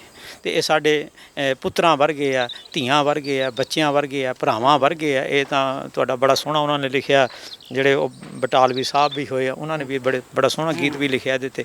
ਇਹ ਨਿਸ਼ਾਨੀਆਂ ਗੁਰੂ ਕੀਆਂ, ਇਹ ਸਾਡੀ ਧਰੋਹਰ ਸੀਗੀ, ਜਿਹੜੇ ਅਸੀਂ ਬਹੁਤ ਹੀ ਮੰਦਭਾਗਾ ਜਿਹੜਾ ਅਸੀਂ ਉਹਨਾਂ ਦਾ ਸਰਵਨਾਸ਼ ਹੀ ਕੀਤਾ ਤੇ ਉਹਨਾਂ ਦੀ ਭਰਪਾਈ ਹੋਣੀ ਨਹੀਂ ਜੀ। ਤੇ ਮੈਂ ਦਾਸ ਨੇ ਇਹਦੇ 'ਤੇ 2 ਲਾਈਨਾਂ ਵੀ ਲਿਖੀਆਂ, ਜਿਹੜਾ ਤੁਸੀਂ, ਤੁਹਾਡਾ ਸਵਾਲ ਸੀ ਗੁਰੂ ਘਰਾਂ 'ਚ ਜਿਹੜੇ ਅਸੀਂ ਦਰਖਤ ਵੱਢ ਦਿੱਤੇ, ਨਿਸ਼ਾਨੀਆਂ ਵੱਢ ਦਿੱਤੀਆਂ, ਤੇ ਉਹਦੇ 'ਤੇ ਮੇਰੇ ਜਿਹਨ ਵਿੱਚ 2 ਲਾਈਨਾਂ ਮੈਂ ਲਿਖੀਆਂ ਸੀ। ਬੜਾ ਦਰਦ ਸੀ ਮੇਰੇ ਗੀਤ ਨੇ, ਮੈਂ ਕਹੂੰਗਾ ਮੇਰਾ ਦਰਦ ਸੀ। ਪਿੰਡਾਂ 'ਚ ਜਾਵਾਂਗਾ ਮੈਂ, ਸ਼ਹਿਰਾਂ 'ਚ ਜਾਵਾਂਗਾ, ਗੀਤ ਮੇਰੇ ਦਰਦਾਂ ਵਾਲੇ ਗਲੀਆਂ 'ਚ ਗਾਉਣ ਲਈ, ਗੀਤ ਮੇਰੇ ਦਰਦਾਂ ਵਾਲੇ। ਪੱਥਰ ਤਾਂ ਲਾ ਲਏ ਆਪਾਂ, ਲੰਗਰ ਵੀ ਲਾ ਲਏ ਆ, ਦਰਵਾਜ਼ੇ ਸੋਨੇ ਦੇ ਉੱਤੇ ਕਲਸ਼ ਚੜ੍ਹਾ ਲਏ ਆ, ਦਰਵਾਜ਼ੇ ਸੋਨੇ ਦੇ ਉੱਤੇ ਕਲਸ਼ ਚੜ੍ਹਾ ਲਏ ਆ। ਹੁਣ ਪੁਰਬ ਮਨਾਉਣੇ ਆ, ਹੁਣ ਪੁਰਬ ਮਨਾਉਣੇ ਆ, ਗੁਰਪੁਰਬ ਮਨਾਉਣੇ ਆ, ਆਪਾਂ ਬੂਟੇ ਲਾਉਣ ਲਈ। ਪਿੰਡਾਂ 'ਚ ਜਾਵਾਂਗਾ ਮੈਂ, ਸ਼ਹਿਰਾਂ 'ਚ ਜਾਵਾਂਗਾ, ਗੀਤ ਮੇਰੇ ਦਰਦਾਂ ਵਾਲੇ, ਗੀਤ ਮੇਰੇ ਦਰਦਾਂ ਵਾਲੇ, ਗਲੀਆਂ 'ਚ ਗਾਉਣ ਲਈ, ਗੀਤ ਮੇਰੇ ਦਰਦਾਂ ਵਾਲੇ। ਆਰਾ ਖੁੰਡਾ ਕੀਤਾ ਸੀ ਮਤੀ ਦਾਸ ਪਿਆਰੇ ਨੇ, ਆਰਾ ਖੁੰਡਾ ਕੀਤਾ ਸੀ ਦਿੱਲੀ ਦੇ ਚਾਂਦਨੀ ਚੌਂਕ 'ਚ, ਆਰਾ ਖੁੰਡਾ ਕੀਤਾ ਸੀ ਮਤੀ ਦਾਸ ਪਿਆਰੇ ਨੇ। ਹੁਣ ਵਾਰੀ ਆ ਗਈ ਹੈ ਮੇਰੇ ਦਰਖਤ ਵਿਚਾਰੇ ਨੇ, ਹੁਣ ਵਾਰੀ ਆ ਗਈ ਹੈ ਇਹ ਮੇਰੇ ਦਰਖਤ ਵਿਚਾਰੇ ਨੇ ਮੈਂ ਤਰਲੇ ਮਾਰ ਰਿਹਾ, ਮੈਂ ਤਰਲੇ ਮਾਰ ਰਿਹਾ, ਮੈਂ ਤਰਲੇ ਮਾਰ ਰਿਹਾ। ਘੁੱਟ ਪਾਣੀ ਪਾਉਣ ਲਈ ਪਿੰਡਾਂ 'ਚ ਜਾਵਾਂਗਾ ਮੈਂ, ਸ਼ਹਿਰਾਂ 'ਚ ਜਾਵਾਂਗਾ। ਗੀਤ ਮੇਰੇ ਦਰਦਾਂ ਵਾਲੇ ਗਲੀਆਂ 'ਚ ਗਾਉਣ ਲਈ, ਗੀਤ ਮੇਰੇ ਦਰਦਾਂ ਵਾਲੇ। ਆਰਾ ਖੁੰਡਾ ਕੀਤਾ ਸੀ ਮਤੀ ਦਾਸ ਪਿਆਰੇ ਨੇ, ਆਰਾ ਖੁੰਡਾ ਕੀਤਾ ਸੀ ਮਤੀ ਦਾਸ ਪਿਆਰੇ ਨੇ। ਚਾਂਦਨੀ ਚੌਂਕ ਦੀ ਗੱਲ ਮੈਂ ਕਰ, ਹੁਣ ਵਾਰੀ ਆ ਗਈ ਐ ਮੇਰੇ ਦਰਖਤ ਵਿਚਾਰੇ ਨੇ। ਬਚ ਗਏ ਜੋ ਆਰੇ ਤੋਂ, ਬਚ ਗਏ ਜੋ ਆਰੇ ਤੋਂ, ਉਹ ਸੁੱਕੀ ਜਾਂਦੇ ਨੇ ਪੇੜ ਮੇਰੇ ਗੁਰੂਆਂ ਵਾਲੇ ਸਭ ਮੁੱਕੀ ਜਾਂਦੇ ਨੇ, ਪੇੜ ਮੇਰੇ ਗੁਰੂਆਂ ਵਾਲੇ। ਤੁਸੀਂ ਨਿਸ਼ਾਨੀਆਂ ਦੀ ਗੱਲ ਕਰਦੇ ਸੀ, ਪੇੜ ਮੇਰੇ ਗੁਰੂਆਂ ਵਾਲੇ ਸਭ ਮੁੱਕੀ ਜਾਂਦੇ ਨੇ। ਮੈਂ ਤਰਲੇ ਮਾਰ ਰਿਹਾ, ਮੈਂ ਤਰਲੇ ਮਾਰ ਰਿਹਾ, ਘੁੱਟ ਪਾਣੀ ਪਾਉਣ ਲਈ ਪਿੰਡਾਂ 'ਚ ਜਾਵਾਂਗਾ ਮੈਂ, ਸ਼ਹਿਰਾਂ 'ਚ ਜਾਵਾਂਗਾ। ਗੀਤ ਮੇਰੇ ਦਰਦਾਂ ਵਾਲੇ। ਦੇਖੋ ਕੋਇਲ ਵੀ ਗਾਉਂਦੀ ਹੈ, ਕੋਇਲ ਵੀ ਗਾਉਂਦੀ ਹੈ। ਗੀਤ ਮੇਰੇ ਦਰਦਾਂ ਵਾਲੇ ਘੜੀਆਂ 'ਚ ਗਾਉਣ ਲਈ। ਇਹ ਜਿਹੜੇ ਨਗਰ ਕੀਰਤਨ ਲੈ ਕੇ ਜਾਂਦੇ ਨਾ, ਉਹ ਮੈਂ ਆਪਣੇ ਦਰਦ ਲੈ ਕੇ ਜਾਂਦਾ। ਜੀ ਜੀ, ਇਹ ਸਨ ਬਾਬਾ ਜੀ ਜਿਨ੍ਹਾਂ ਨੇ ਆਪਣੇ ਦਰਦ ਬਿਆਨ ਕੀਤੇ ਨੇ। ਉਹ ਜਿਹੜੇ ਗੁਰੂ ਘਰਾਂ ਦੇ ਵਿੱਚ ਕਈ ਇਤਿਹਾਸਿਕ ਦਰਖਤ ਲਗਾਏ ਹੁੰਦੇ ਨੇ, ਕੋਈ ਸਾਡੇ ਗੁਰੂਆਂ ਦੇ ਸੰਬੰਧੀ ਹੁੰਦੇ ਨੇ, ਗੁਰੂ ਉੱਥੇ ਜਾ ਕੇ ਕਈ ਵਾਰੀ ਠਹਿਰਦੇ ਨੇ, ਉਹਦੇ ਨਾਲ ਆਪਣਾ ਘੋੜਾ ਵੀ ਬੰਨ੍ਹਦੇ ਸੀਗੇ, ਉੱਥੇ ਵਿਸ਼ਰਾਮ ਵੀ ਕਰਦੇ ਸੀਗੇ। ਪਰ ਉਹ ਅੱਜ ਕਈ ਥਾਵਾਂ 'ਤੇ ਉਹ ਪੱਟੇ ਜਾ ਰਹੇ ਨੇ। ਉਹਨਾਂ ਨੂੰ ਲੈ ਕੇ ਇਹਨਾਂ ਨੇ ਆਪਣੇ ਇੱਕ ਕਲਮ ਦੇ ਰਾਹੀਂ ਉਹ ਦਰਦ ਜਿਹੜਾ ਉਹ ਬਿਆਨ ਕੀਤਾ ਸੀਗਾ। ਬਾਬਾ ਜੀ ਜਿਹੜੀ ਆਪਾਂ ਨਰਸਰੀ ਬਣਾਈ ਹੈ ਇੱਥੇ, ਕਿੰਨੇ ਪ੍ਰਕਾਰ ਦੇ ਜਿਹੜੇ ਬੂਟੇ ਰੱਖੇ ਨੇ ਆਪਾਂ? ਦੇਖੋ ਇਹ ਬਨਸਪਤੀ ਦਾ ਤਾਂ ਕੋਈ ਅੰਤ ਨਹੀਂ ਹੈ ਜੀ, ਹਾਂਜੀ, ਇਹ ਬੇਅੰਤ ਹੈ। ਫਿਰ ਵੀ ਇੱਥੇ ਸੈਂਕੜਿਆਂ ਨਹੀਂ ਹਜ਼ਾਰਾਂ ਦੀ ਤਾਦਾਦ ਵਿੱਚ ਵੈਰਾਈਟੀ ਹੈ, ਜਿਹਦੇ ਵਿੱਚ ਫਲਦਾਰ ਬੂਟੇ ਵੀ ਹੈ ਹਜ਼ਾਰਾਂ ਦੀ ਤਾਦਾਦ। ਜੇ ਅੰਬ ਦੀ ਗੱਲ ਕਰੀਏ ਤਾਂ ਅੰਬ ਵੀ ਮੇਰਾ ਖਿਆਲ ਸਾਡੇ ਕੋਲ ਬਹੁਤ ਸਾਰੀਆਂ ਘੱਟੋ ਘੱਟ 30-35 ਵੈਰਾਈਟੀਆਂ ਤਾਂ ਅੰਬ ਦੀਆਂ ਹੋਣਗੀਆਂ। ਇਸੇ ਤਰ੍ਹਾਂ ਅਮਰੂਦ ਦੀਆਂ ਹੋਣਗੀਆਂ। ਹੁਣ ਅੰਬ ਜਿਵੇਂ ਅਮਰਪਾਲੀ ਹੈ, ਕੇਸਰ ਹੈ, ਅਲਫਾਂਜੋ ਹੈ, ਚੌਸਾ, ਲੰਗੜਾ, ਦੁਸਹਿਰੀ ਤਾਂ ਚਲੋ ਆਮ ਹੁੰਦਾ ਹੀ ਹੈ, ਰਾਮ ਕਿਲਾ ਹੈ, ਸਵਰਨ ਰੇਖਾ ਹੈ, ਇੱਕ ਆਲ ਟਾਈਮ ਆ ਗਿਆ, ਫਿਰ ਵਸਤਰਾ ਹੈ, 12 ਮਾਸੀ, ਪਤਾ ਨਹੀਂ ਬਹੁਤ ਸਾਰੀਆਂ ਅੰਬ ਦੀਆਂ ਜਿਹੜੀਆਂ ਡਵਾਰਫ ਵੈਰਾਈਟੀਆਂ, ਛੋਟੇ ਬੂਟੇ ਰਹਿੰਦੇ ਆ ਅਤੇ ਸਾਰਾ ਸਾਲ ਫਲ ਲੱਗ। ਮੈਂ ਤੁਹਾਨੂੰ ਦਰਸ਼ਨ ਵੀ ਕਰਾਵਾਂਗਾ, ਸਾਰਾ ਸਾਲ ਹੀ ਜਿਹਨਾਂ ਨੂੰ ਫਲ ਲੱਗਦਾ ਐਸੀਆਂ ਵੈਰਾਈਟੀਆਂ। ਇਸੇ ਤਰ੍ਹਾਂ ਅਮਰੂਦ ਹੁਣ ਤਾਈਵਾਨ ਪਿੰਕ ਆ ਗਿਆ, ਹਿਸਾਰ ਸਫੈਦਾ ਆ ਗਿਆ, ਬਰਫਖਾਨਾ ਸਫੈਦਾ, ਨਵੇਂ ਅਮਰੂਦ ਦੀਆਂ ਵੈਰਾਈਟੀਆਂ, ਬੇਰੀ ਦੀਆਂ ਵੈਰਾਈਟੀਆਂ। ਜੇ ਫਰੂਟ ਦੀ ਗੱਲ ਕਰੀਏ ਤਾਂ ਹਜ਼ਾਰਾਂ ਹੀ ਤਰ੍ਹਾਂ ਦਾ ਫਰੂਟ ਤੋਂ ਇਲਾਵਾ ਫਿਰ ਔਰਨਾਮੈਂਟਲ ਸ਼ੁਰੂ ਹੋ ਜਾਂਦਾ, ਫਿਰ ਵੇਲਾਂ, ਫਿਰ ਛੋਟੇ ਸ਼ਰਬਸ ਵਗੈਰਾ, ਮਤਲਬ ਕੋਈ ਬਹੁਤ ਵੱਡਾ ਏਰੀਆ ਹੈ। ਇਸ ਤੋਂ ਇਲਾਵਾ ਬਾਬਾ ਜੀ ਅਸੀਂ ਦੇਖਿਆ ਤੁਸੀਂ ਜਿਹੜੀਆਂ ਹੱਥੀਂ ਲਿਖੀ ਗੁਰਬਾਣੀ ਵੀ ਲਿਖੀ ਵੀ ਆ, ਹੱਥੀਂ ਲਿਖੀ ਵੀ ਆ, ਉਹਦੇ ਬਾਰੇ ਕੀ ਕਹਿਣਾ? ਸੁਣਤੇ ਪਨੀਤ ਕਹਿਤੇ ਪਵਿੱਤ ਲਖੰਤੀ ਕੁਲ ਤਾਰਿਆ ਜੀਓ। ਜੀ, ਸੁਣਨਾ ਤੇ ਪੜ੍ਹਨਾ, ਉਸ ਤੋਂ ਅੱਗੇ ਚੱਲ ਕੇ ਲਿਖਣਾ। ਪੜ੍ਹਨਾ ਸੁਖੈਨ ਹੈ ਮੇਰੇ ਹਿਸਾਬ ਨਾਲ ਥੋੜ੍ਹਾ ਜਿਹਾ ਜੀ, ਸੁਣਨਾ ਥੋੜ੍ਹਾ ਜਿਹਾ ਕਠਿਨ ਹੈ। ਤੁਸੀਂ ਨੋਟ ਕਰਿਓ, ਤੁਸੀਂ ਪੜ੍ਹਨ ਬਹਿ ਜਾਓ ਜਪਜੀ ਸਾਹਿਬ ਜੀ, ਤੇ ਤੁਸੀਂ ਪੜ੍ਹ ਸਕਦੇ ਆ। ਜੇ ਤੁਹਾਨੂੰ ਕਹੇ ਮੈਂ ਪੜ੍ਹਦਾ ਤੂੰ ਸੁਣਨਾ ਔਖਾ ਹੋ ਜਾਂਦਾ ਜੀ। ਸੁਣਿਆ ਮੰਨਿਆ ਮਨ ਕੀਤਾ ਪਾਓ, ਸੁਣ ਕੇ ਉਹਨੂੰ ਮੰਨਣ ਵੀ ਕਰਨਾ ਜੀ। ਲਿਖਣਾ ਬਹੁਤ ਕਠਿਨ ਹੈ ਜੀ। ਇੱਕ ਤਾਂ ਇਹਦੇ ਵਿੱਚ ਤੁਹਾਡੇ ਸਾਰੇ ਗਿਆਨ ਇੰਦਰੇ ਇਨਵੋਲਵ ਹੋਣ ਤਾਂ ਲਿਖਿਆ ਜਾਂਦਾ ਹੈ। ਮੰਨ ਲਓ ਆਪਾਂ ਵਾਹਿਗੁਰੂ ਸ਼ਬਦ ਲਿਖਣਾ ਜਾਂ ਸਤਨਾਮ ਲਿਖਣਾ ਹੈ, ਸੱਸਾ ਤੱਤੇ ਨੂੰ ਸਿਹਾਰੀ, ਐ ਤੁਸੀਂ ਮਨ ਵਿੱਚ ਵੀ ਤੁਹਾਡੇ ਇਹ ਚੀਜ਼ ਆਉਣੀ ਹੈ ਅਤੇ ਹੱਥਾਂ ਨਾਲ ਵੀ ਤੁਸੀਂ ਉਕੇਰਨਾ ਇਹਨੂੰ। ਜੀ। ਕਹਿਣ ਦਾ ਮਤਲਬ ਤੁਹਾਡੀਆਂ ਅੱਖਾਂ ਕੰਨ, ਹਿਰਦਾ, ਦਿਮਾਗ, ਹੱਥ, ਹਰ ਚੀਜ਼ ਜਿਹੜੀ ਆ ਤੁਹਾਡੇ ਜਿੰਨੇ ਤੁਹਾਡੇ ਗਿਆਨ ਇੰਦਰੀ ਇਹਦੇ 'ਚ ਇਨਵੋਲਵ ਹੁੰਦੇ ਆ ਤਾਂ ਤੁਸੀਂ ਲਿਖ ਪਾਉਂਦੇ ਹੋ। ਤੇ ਇਹ ਅਵਸਥਾ ਹੀ ਹੁੰਦੀ ਤਾਂ ਹੈ ਕਠਨ, ਪਰ ਸਤਿਗੁਰਾਂ ਨੇ ਕਿਰਪਾ ਕੀਤੀ ਹੈ। ਤੇ ਸੁਣਤੇ ਪਨੀਤ ਕਹਤੇ ਪਵਿੱਤ ਲਖੰਤੀ ਕੁਲ ਤਾਰਿਆ ਜੀਓ। ਤੇ ਇਹ ਪੰਕਤੀ ਜਦੋਂ ਮੈਂ ਪੜ੍ਹੀ ਸ੍ਰੀ ਗੁਰੂ ਗ੍ਰੰਥ ਸਾਹਿਬ 'ਚ, ਤੇ ਮੇਰਾ ਮਨ ਕੀਤਾ ਵੀ ਕਿਉਂ ਨਾ ਲਿਖਿਆ ਵੀ ਜਾਵੇ। ਤੇ ਲਿਖਣ ਵਿੱਚ ਆਨੰਦ ਬੜਾ ਹੈ, ਬਹੁਤ ਆਨੰਦ ਹੈ। ਮੈਂ 5-6 ਸਾਲ ਲਗਾਤਾਰ 5 ਬਾਣੀਆਂ ਵੀ ਲਿਖੀਆਂ, ਤੁਸੀਂ ਦਰਸ਼ਨ ਕੀਤੇ ਆ, ਉਹ ਸੰਗਤ ਨੂੰ ਵੀ ਦਰਸ਼ਨ ਕਰਾ ਦਿਓ। ਬਹੁਤ ਛੋਟੇ ਛੋਟੇ ਪੇਪਰ 'ਤੇ ਬਹੁਤ ਹੀ ਮਾਹੀਨ ਅਤੇ ਖੁਸ਼ਖਤ ਕਰਕੇ ਉਹਨੂੰ ਲਿਖਿਆ ਅਤੇ ਮੜਾ ਕੇ ਰੱਖਿਆ ਦਰਸ਼ਨਾਂ ਲਈ।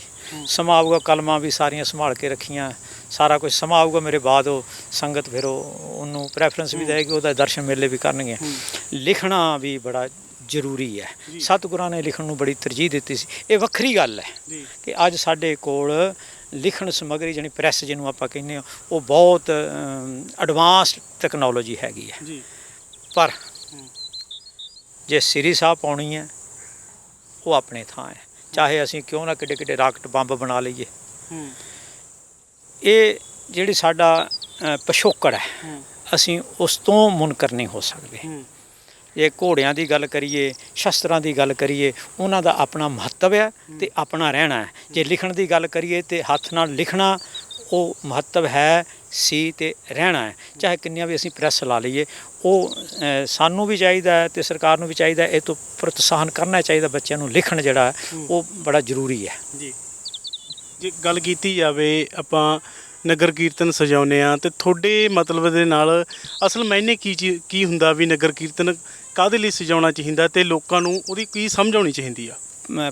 ਵੱਡੇ ਪੱਧਰ 'ਤੇ ਕੋਈ ਇੱਕੋ ਹੀ ਕਾਰਜ ਨਾਲ ਕਈ ਸੁਨੇਹੇ, ਅਤੇ ਇਸ ਤਰ੍ਹਾਂ ਦਾ ਹੀ ਜਿਹੜਾ ਇਹ ਨਗਰ ਕੀਰਤਨ ਹੈ, ਇੱਕ ਤਾਂ ਜੇ ਸਾਨੂੰ ਇਤਿਹਾਸ ਨਾਲ ਜੋੜਦਾ ਹੈ। ਜੀ ਨਗਰ ਕੀਰਤਨ ਸਿੱਧਾ ਹੀ ਸਾਨੂੰ ਪਤਾ ਲੱਗਦਾ ਹੈ, ਉਹ ਇਤਿਹਾਸਕ ਸਥਾਨਾਂ 'ਤੇ ਜਾਂਦੇ ਆ, ਸਾਡੇ ਬੱਚਿਆਂ ਨੂੰ ਪਤਾ ਲੱਗਦਾ ਹੈ। ਇਹ ਜਿਹੜੇ ਕਾਰਜ ਹੈ ਗੁਰੂ ਕੇ ਬਲਿਹਾਰੀ 3 ਗੁਰ ਸਿੱਖਾਂ ਭਾਏ ਭਗਤ ਗੁਰਪੁਰਬ ਕਰਨ ਦੇ। ਜੀ ਭਾਈ ਗੁਰਦਾਸ ਜੀ ਦੇ ਬਚਨ ਹੈ ਭਈ ਸ਼ਰਧਾ ਅਤੇ ਭਾਵਨਾ ਦੇ ਨਾਲ ਅਸੀਂ ਆਪਣੇ ਪੁਰਬ ਮਨਾਉਣੇ ਆ। ਜੀ ਉਹਦੇ ਨਾਲ ਇੱਕ ਤਾਂ ਜਿਹੜੀਆਂ ਸਾਡੀਆਂ ਆਉਣ ਵਾਲੀਆਂ ਪੀੜ੍ਹੀਆਂ, ਆਉਣ ਵਾਲੇ ਬੱਚੇ ਆ, ਉਹਨਾਂ ਨੂੰ ਪਤਾ ਲੱਗੂਗਾ ਅਸੀਂ ਗੁਰੂ ਕੇ ਪੁਰਬ ਕਿਵੇਂ ਮਨਾਉਣੇ ਆ। ਜੀ ਅਸੀਂ ਸਮਾਜ ਨੂੰ ਵੀ ਦੱਸਣਾ ਹੈ।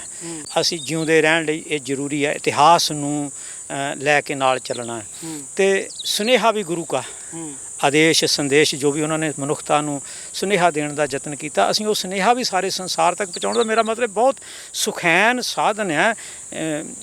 ਇੱਕ ਜਮ ਤਤ ਸਾਰੀ ਤੁਸੀਂ ਸਾਰਾ ਆਪਣਾ ਜਿਹੜਾ ਗੁਰੂ ਕਾ ਆਦੇਸ਼ ਸੰਦੇਸ਼ ਹੈ, ਜਿਹੜਾ ਫਲਸਫਾ ਹੈ ਗੁਰੂ ਕਾ, ਉਹ ਤੁਸੀਂ ਲੋਕਾਂ ਤੱਕ ਪਹੁੰਚਾ ਸਕਦੇ। ਅਤੇ ਉਹ ਦਿਨ ਜਿਹੜਾ ਹੈ ਤੁਸੀਂ ਉਸ ਦਿਨ ਨੂੰ ਯਾਦ ਕਰਦੇ ਆ, ਉਸ ਦਿਨ ਨੂੰ ਮਨਾਉਂਦੇ ਆ, ਅਤੇ ਉਹ ਤਰੋ ਤਾਜ਼ਾ ਰਹਿੰਦਾ ਹੈ। ਇਤਿਹਾਸ ਨਾਲ ਵੀ ਜੁੜ ਗਏ। ਉਹਨਾਂ ਇਤਿਹਾਸਕ ਸਥਾਨਾਂ 'ਤੇ ਜਿਹੜੇ ਅਸੀਂ ਨਗਰ ਕੀਰਤਨ ਸਜਾਉਂਦੇ ਹਾਂ ਉਹ ਇਤਿਹਾਸਕ ਹੁੰਦੇ ਆ, ਉਸ ਕਿਸੇ ਨਾ ਕਿਸੇ ਇਤਿਹਾਸ ਨੂੰ ਰਿਲੇਟਡ ਕਰਦੇ। ਜਿਵੇਂ ਮੰਨ ਲਓ ਸੀਸ ਮਾਰਗ ਯਾਤਰਾ ਪਿਛਲੇ 10-11 ਸਾਲ ਤੋਂ, ਅਤੇ 334-35 ਸਾਲ ਤੱਕ ਇਸ ਕਾਰਜ 'ਤੇ ਗੁਰੂ ਤੇਗ ਬਹਾਦਰ ਸਾਹਿਬ ਦੀ ਸ਼ਹਾਦਤ ਨਾਲ ਰਿਲੇਟਡ ਇਸ ਚੀਜ਼ 'ਤੇ ਕੋਈ ਕੰਮ ਨਹੀਂ ਸੀ ਕਰ ਪਾਏ ਅਸੀਂ। ਅਤੇ ਸਤਿਗੁਰਾਂ ਨੇ ਕਿਰਪਾ ਕੀਤੀ, ਉਹ ਬਖਸ਼ਿਸ਼ ਕੀਤੀ, ਅਤੇ ਪਿਛਲੇ 10-11 ਸਾਲ ਤੋਂ ਸੀਸ ਮਾਰਗ ਯਾਤਰਾ ਦੇ ਬੈਨਰ ਤਲੇ ਜਿਵੇਂ ਗੁਰੂ ਤੇਗ ਬਹਾਦਰ ਸਾਹਿਬ ਜੀ ਦਾ ਸੀਸ ਦਿੱਲੀ ਦੇ ਚਾਂਦਨੀ ਚੌਂਕ ਤੋਂ ਅਨੰਦਪੁਰ ਸਾਹਿਬ ਤੱਕ ਪਹੁੰਚਿਆ, ਉਹ ਇਤਿਹਾਸ ਤੋਂ ਸੰਗਤਾਂ ਨਾ ਜਾਣੂ ਸੀਗੀਆਂ। ਉਹਨਾਂ ਕਿੱਥੇ ਕਿੱਥੇ ਸੀਸ ਵਿਸ਼ਰਾਮ ਹੋਇਆ, ਕਿਹਨਾਂ ਰਸਤਿਆਂ ਤੋਂ ਆਇਆ, ਕੌਣ ਲਿਆਇਆ, ਕਿਵੇਂ ਆਇਆ, ਉਹ ਸਾਰਾ ਹੀ ਇਤਿਹਾਸ ਦੇ ਨਾਲ ਨਾਲ ਉਹ ਸਥਾਨਾਂ ਦੇ ਦਰਸ਼ਨ, ਉਹਨਾਂ ਸਥਾਨਾਂ 'ਤੇ ਹਾਜ਼ਰੀ, ਗੁਰੂ ਕੀਆਂ ਅਸੀਸਾਂ, ਅਤੇ ਇੱਕ ਸਤਿਗੁਰਾਂ ਨੇ ਜਿਹੜਾ ਇੱਕ ਸਾਂਝੀਵਾਲਤਾ ਦਾ ਸੁਨੇਹਾ ਦਿੱਤਾ ਸੀ, ਦੂਸਰਿਆਂ ਲਈ ਆਪਾ ਵਾਰਨਾ, ਦੂਸਰਿਆਂ ਲਈ ਕੁਰਬਾਨ ਹੋਣਾ, ਦੂਸਰੇ ਧਰਮ ਲਈ। ਗੁਰੂ ਤੇਗ ਬਹਾਦਰ ਸਾਹਿਬ ਜੀ ਆਪ ਜਨੇਊ ਨਹੀਂ ਸੀ ਪਾਉਂਦੇ, ਆਪ ਤਿਲਕ ਨਹੀਂ ਸੀ ਲਾਉਂਦੇ, ਪਰ ਉਹਨਾਂ ਨੇ ਸੀਸ ਦਿੱਤਾ ਜਨੇਊ ਦੀ ਖਾਤਰ। ਅਤੇ ਤਿਲਕ ਜੰਜੂ ਰਾਖਾ ਪ੍ਰਭ ਤਾਕਾ, ਕੀਨੋ ਵੱਡੋ ਕੱਲੂ ਮੈਂ ਸਾਕਾ, ਧਰਮ ਹੇਤ ਸਾਕਾ ਜਨ ਕੀਆ, ਸੀਸ ਦਿਆ ਪਰ ਸਿਰ ਨਾ ਦਿਆ। ਉਹ ਸਾਰੇ ਸੰਸਾਰ ਨੂੰ ਵੀ ਤਾਂ ਦੱਸਣਾ ਹੈ ਵੀ ਗੁਰੂ ਤੇਗ ਬਹਾਦਰ ਸਾਹਿਬ ਜੀ ਦੀ ਜਿਹੜੀ ਏਡੀ ਵੱਡੀ ਸ਼ਹਾਦਤ ਹੋਈ ਹੈ, ਲਸਾਨੀ ਕੁਰਬਾਨੀ ਹੋਈ ਹੈ, ਜੇ ਅਸੀਂ ਇਹਨਾਂ ਦਿਨਾਂ ਨੂੰ ਯਾਦ ਹੀ ਨਾ ਕਰਾਂਗੇ। ਹੁਣ ਭਗਤ ਸਿੰਘ ਨੇ ਏਡੀ ਵੱਡੀ ਕੁਰਬਾਨੀ ਕੀਤੀ, ਅਸੀਂ ਉਹਨੂੰ ਯਾਦ ਹੀ ਨਾ ਕਰੀਏ, ਫਿਰ ਤਾਂ ਅਸੀਂ ਅਕਿਰਤ ਕਹਾਣੀ ਹੋਏ ਨਾ। ਜੀ ਉਹਨਾਂ ਦੀ ਐਡੀ ਵੱਡੀ ਸ਼ਹਾਦਤ ਨੂੰ ਯਾਦ ਰੱਖੀਏ ਤੇ ਬੱਚਿਆਂ ਨੂੰ ਵੀ ਇਹ ਫਿਜ਼ੀਕਲੀ ਇਹ ਸਾਰਾ ਹੋ ਜਾਂਦਾ ਹੈ। ਜੇ ਅਸੀਂ ਉੱਦਾਂ ਘਰ ਬੈਠ ਕੇ ਅੰਦਰ ਬੈਠ ਕੇ ਵੀ, ਮੈਂ ਮੰਨਦਾ ਬਹੁਤ ਸਾਰੇ ਭਰਾ ਕਹਿੰਦੇ ਵੀ ਆਪਾਂ ਅੱਜ ਕੱਲ੍ਹ ਤਾਂ ਜੀ ਇੰਟਰਨੈਟ ਦਾ ਇਹ ਉਹ ਜ਼ਮਾਨਾ ਹੈਗਾ, ਤੇ ਇਹ ਚੀਜ਼ਾਂ ਜਿਹੜੀਆਂ ਜਦੋਂ ਤੱਕ ਅਸੀਂ ਅਮਲੀ ਰੂਪ 'ਚ ਨਹੀਂ ਕਰਦੇ ਉਦੋਂ ਤੱਕ ਉਹਨਾਂ ਸਾਰਥਕ ਸੁਨੇਹਾ ਨਹੀਂ ਹੁੰਦਾ, ਜਾਂਦਾ ਨਹੀਂ ਹੈ। ਤੇ ਗੁਰੂ ਤੇਗ ਬਹਾਦਰ ਸਾਹਿਬ ਜੀ ਦਾ ਜਿਹੜਾ ਸਾਂਝੀਵਾਲਤਾ ਦਾ, ਜਿਹੜਾ ਮਨੁੱਖਤਾ ਦੇ ਧਰਮ ਦੇ ਭਲੇ ਦੀ ਗੱਲ ਹੈ, ਦੂਜਿਆਂ ਦੇ ਭਲੇ ਦੀ ਗੱਲ ਹੈ, ਨਾ ਕੋਈ ਦੁਸ਼ਮਣ ਦੁਖੀਆ ਨਾ ਹੀ ਕੋ ਮੰਦਾ, ਇੱਥੇ ਕੋਈ ਦੁਸ਼ਮਣ ਨਹੀਂ ਹੈ। ਸਾਰੇ ਸਭ ਕੋ ਮੀਤ ਹਮ ਆਪਨ ਕੀਨਾ, ਹਮ ਸਭ ਨਾ ਕੇ ਸਾਜਨ, ਸਾਰੇ ਮੇਰੇ ਮਿੱਤਰ ਹੈ, ਦਵੈਤ ਖਤਮ। ਪਰ ਇੱਥੇ ਤਾਂ ਗੱਲ ਹੁਣ ਇਹ ਵੀ ਉੱਠਦੀ ਹੈ ਜੀ, ਪਿਛਲੇ ਦਿਨਾਂ ਦੇ ਵਿੱਚ ਵੀ ਤੁਸੀਂ ਦੇਖੀ ਹੋਣੀ, ਕਈ ਸਿੱਖ ਆਗੂ, ਕਈ ਸਿੱਖ ਨੌਜਵਾਨ ਮੰਗ ਕਰਦੇ ਨੇ ਅਲੱਗ ਸੂਬੇ ਦੀ, ਉਹਦੇ ਬਾਰੇ ਕੀ ਕਹਿਣਾ ਤੁਹਾਡਾ? ਚਲੋ ਸਾਡਾ ਤਾਂ ਇਹ ਵਿਸ਼ਾ ਨਹੀਂ ਹੈ ਜੀ। ਤੇ ਜੇ ਉਹ ਗੱਲ ਕਰਦੇ ਤੇ ਪਹਿਲਾਂ ਖਾਲਸ ਦਾ ਮਤਲਬ ਹੁੰਦਾ ਖਾਲਸ, ਪਿਓਰ ਤੇ ਸ਼ੁੱਧ। ਜੀ ਪਹਿਲਾਂ ਤਾਂ ਅਸੀਂ ਆਪ ਖੁਦ ਸ਼ੁੱਧ ਹੋ ਜਾਈਏ, ਹਿਰਦਾ ਹੀ ਕਹੋ ਕਬੀਰ ਹਮ ਪਏ ਖਲਾਸੇ, ਜੀ ਹੈ ਨਾ ਜੀ। ਪਹਿਲਾਂ ਤਾਂ ਅਸੀਂ ਖੁਦ ਹੀ ਸ਼ੁੱਧ ਹੋ ਜਾਈਏ, ਪਿਓਰ ਹੋ ਜਾਈਏ, ਖਾਲਸ ਬਣ ਜਾਈਏ ਜੀ, ਹਾਂਜੀ। ਤੇ ਫਿਰ ਕੋਈ ਅਗਲੀ ਗੱਲ ਜਿਹੜੀ ਆ, ਇਹ ਸਾਰਾ ਹੀ ਸਗਲੀ ਧਰਤੀ ਸਾਧਕੀ। ਜੀ ਗੁਰੂ ਤੇਗ ਬਹਾਦਰ ਸਾਹਿਬ ਜੀ ਤਾਂ ਜਿਹੜੀ ਆਪ ਖਰੀਦੀ ਸੀ ਧਰਤੀ ਅਨੰਦਪੁਰ ਸਾਹਿਬ ਦੀ, ਜਿਹੜਾ ਰਾਜ ਭਾਗ ਸੀ, ਆਪਣੀ ਰਾਜਧਾਨੀ ਸੀ, ਜਿਹੜੇ ਵਾਰਸ ਸੀਗੇ ਗੁਰੂ ਗੋਬਿੰਦ ਸਿੰਘ ਸਾਹਿਬ ਜੀ, ਉਹਨੂੰ ਛੱਡ ਕੇ ਉਹਦਾ ਤਿਆਗ ਕਰਨਾ ਬੜਾ ਔਖਾ ਹੈ ਜੀ। ਲੈਣਾ ਬੜਾ ਸੌਖਾ ਹੈ, ਕੁਝ ਦੇਣਾ ਬੜਾ ਔਖਾ ਹੈ। ਉਹ ਸਾਰਾ ਕੁਝ ਹੀ ਤਿਆਗ ਕਰਕੇ ਗਏ ਆ ਗੁਰੂ ਗੋਬਿੰਦ ਸਿੰਘ ਸਾਹਿਬ ਜੀ। ਉਹਨਾਂ ਦੀ ਰਾਜਧਾਨੀ ਨਹੀਂ ਸੀ ਅਨੰਦਪੁਰ ਸਾਹਿਬ। ਅਸੀਂ ਇੱਕ ਆਪਣੇ ਆਪ ਨੂੰ ਇੱਕ ਖਿੱਤੇ 'ਚ ਨਹੀਂ ਸਮੋ ਸਕਦੇ। ਸਾਰਾ ਸੰਸਾਰ ਸਾਡਾ ਹੈ। ਸਾਡੇ ਗੁਰਧਾਮ ਵੀ ਅਲੱਗ ਹੋ ਜਾਣਗੇ ਜਿਹੜੇ ਬਾਹਰ ਨੇ, ਕਿਉਂ ਨਹੀਂ? ਅੱਜ ਤਾਂ ਅਸੀਂ ਅਰਦਾਸਾਂ ਕਰਦੇ ਹਾਂ ਜਿਹੜੇ ਪਾਕਿਸਤਾਨ ਵਿੱਚ ਰਹਿ ਗਏ, ਉਹਨਾਂ ਲਈ ਅਰਦਾਸ ਕਰੀ ਜਾਂਦੇ ਸਵੇਰੇ ਸ਼ਾਮ। ਜਿਹੜੇ ਗੁਰਧਾਮ ਗੁਰੂ ਪੰਥ ਖਾਲਸਾ ਜੀ ਤੋਂ ਵਿਛੋੜੇ ਗਏ, ਉਹਨਾਂ ਦਾ ਸੇਵਾ ਸੰਭਾਲ ਦਾ ਦਾਨ ਪਿਆਰੇ ਖਾਲਸਾ ਜੀ ਨੂੰ ਬਖਸ਼ੋ। ਤੇ ਫਿਰ ਇਹ ਜਿਹੜੇ ਬਾਹਰ ਰਹਿ ਜਾਣਗੇ ਹਜੂਰ ਸਾਹਿਬ, ਤੇ ਉਹਨਾਂ ਦੇ ਦਰਸ਼ਨਾਂ ਵੀ ਇੱਦਾਂ ਹੀ ਫਿਰ ਵਿਜੇ 100 ਨੂੰ ਮਿਲਣਾ, 50 ਨੂੰ ਮਿਲਣਾ, ਇਸ ਵਾਰ ਮਿਲਣਾ ਕਿ ਨਹੀਂ ਮਿਲਣਾ। ਇਹ ਅਸੀਂ ਹੁਣ ਜਿਹੜੀਆਂ ਨਾ ਇਹ ਹੱਦਾਂ ਆ, ਆਪਾਂ ਇੱਕ ਗੱਲ ਤਾਂ ਕਰਦੇ ਹਾਂ ਇੰਟਰਨੈਟ ਦੀ, ਜਾਂ ਦੂਸਰੀ ਗੱਲ ਕਰਦੇ ਹਾਂ ਅੱਜ ਟੈਕਨੋਲੋਜੀ ਦੀ ਗੱਲ ਕਰਦੇ ਹਾਂ। ਹੁਣ ਤਾਂ ਹੱਦਾਂ ਦਾ ਕੋਈ ਸਵਾਲ ਹੀ ਨਹੀਂ ਹੈ। ਅਸਾਂ ਇਸ ਹੱਦਾਂ 'ਚੋਂ ਤਾਂ ਸਾਨੂੰ ਜਾਤ ਪਾਤ, ਊਚ ਨੀਚ, ਇਹ ਹੱਦਾਂ ਜਿਹੜੀਆਂ ਤੁਸੀਂ ਨਾਂ ਲਿਆ, ਤੇ ਮੈਂ ਉਹਦੀ ਵੀ ਗੱਲ ਵਿੱਚ ਹੀ ਕਰਾਂ। ਇਹ ਸਾਰੀਆਂ ਹੱਦਾਂ ਤੋਂ ਤਾਂ ਸਾਨੂੰ ਮੁਕਤ ਕੀਤਾ ਗੁਰੂ ਨੇ ਜੀ, ਸਾਰੀਆਂ ਤੋਂ ਹੀ ਜੀ। ਨਹੀਂ ਕੀਤਾ ਤਾਂ ਦੱਸੋ? ਸਾਨੂੰ ਕਿਸੇ ਹੱਦ ਬੰਨਣ ਵਿੱਚ ਨਹੀਂ ਰੱਖਿਆ। ਸਾਨੂੰ ਤਾਂ ਜੀ ਦਇਆ ਪ੍ਰਵਾਨ ਦਾ ਸੁਨੇਹਾ ਮਿਲਿਆ, ਸਭ ਮਨੁੱਖਤਾ ਦਾ ਭਲਾ। ਹੁਣ ਅਸੀਂ ਜਦੋਂ ਬਾਹਰ ਸਾਡੇ ਆ ਕਈ ਸਾਡੀਆਂ ਹੈਗੀਆਂ ਸੰਸਥਾਵਾਂ ਜਿਹੜਾ ਬਹੁਤ ਕੰਮ ਕਰ ਰਹੀਆਂ, ਉਹ ਕਿਤੇ ਖਾਲਿਸਤਾਨ ਕਰਕੇ ਜਾਂ ਉਹ ਕਿਸੇ ਖਾਸ ਖਿੱਤੇ 'ਚ ਕਰ ਰਹੀਆਂ, ਸਾਰੇ ਸੰਸਾਰ 'ਤੇ ਅਸੀਂ ਕੰਮ ਕਰ ਰਹੇ ਹਾਂ। ਅਸੀਂ ਸੇਵਾ ਅਤੇ ਸਿਮਰਨ ਨੂੰ ਪਹਿਲ ਦੇਣੀ ਹੈ। ਦੂਜਿਆਂ ਦਾ ਦੇਖੋ, ਅਸੀਂ ਰੋਜ਼ਾਨਾ ਭਲੇ ਦੀ ਅਰਦਾਸ ਕਰਨੀ, ਤੇਰੇ ਭਾਣੇ ਸਰਬੱਤ ਦਾ ਭਲਾ। ਇਹ ਵੰਡੀਆਂ, ਇਹ ਹੱਦਾਂ, ਇਹ ਨਫ਼ਰਤ, ਇਹ ਸਾਡੇ ਹਿੱਸੇ ਨਹੀਂ ਹੈ। ਗੁਰੂ ਸਾਹਿਬ ਨੇ ਤਾਂ ਸਾਨੂੰ ਸਰਬੱਤ ਦੇ ਭਲੇ ਦੀ ਗੱਲ ਕਹੀ ਹੈ, ਅਸੀਂ ਸਭ ਦੇ ਭਲੇ ਦੀ ਗੱਲ ਕਰਨੀ ਹੈ। ਮੈਂ ਪਹਿਲਾਂ ਵੀ ਬੇਨਤੀ ਕੀਤੀ ਹੈ, ਜੇ ਸਭ ਦਾ ਭਲਾ ਲੋਚਦੇ ਆ ਤੇ ਇਹ ਵੀਰ ਮੇਰਾ ਦਰਖਤ, ਇਹ ਦਰਖਤ ਲੋਚਦੇ ਆ ਸਭ ਦਾ ਭਲਾ, ਮੈਂ ਨਹੀਂ ਲੋਚਦਾ।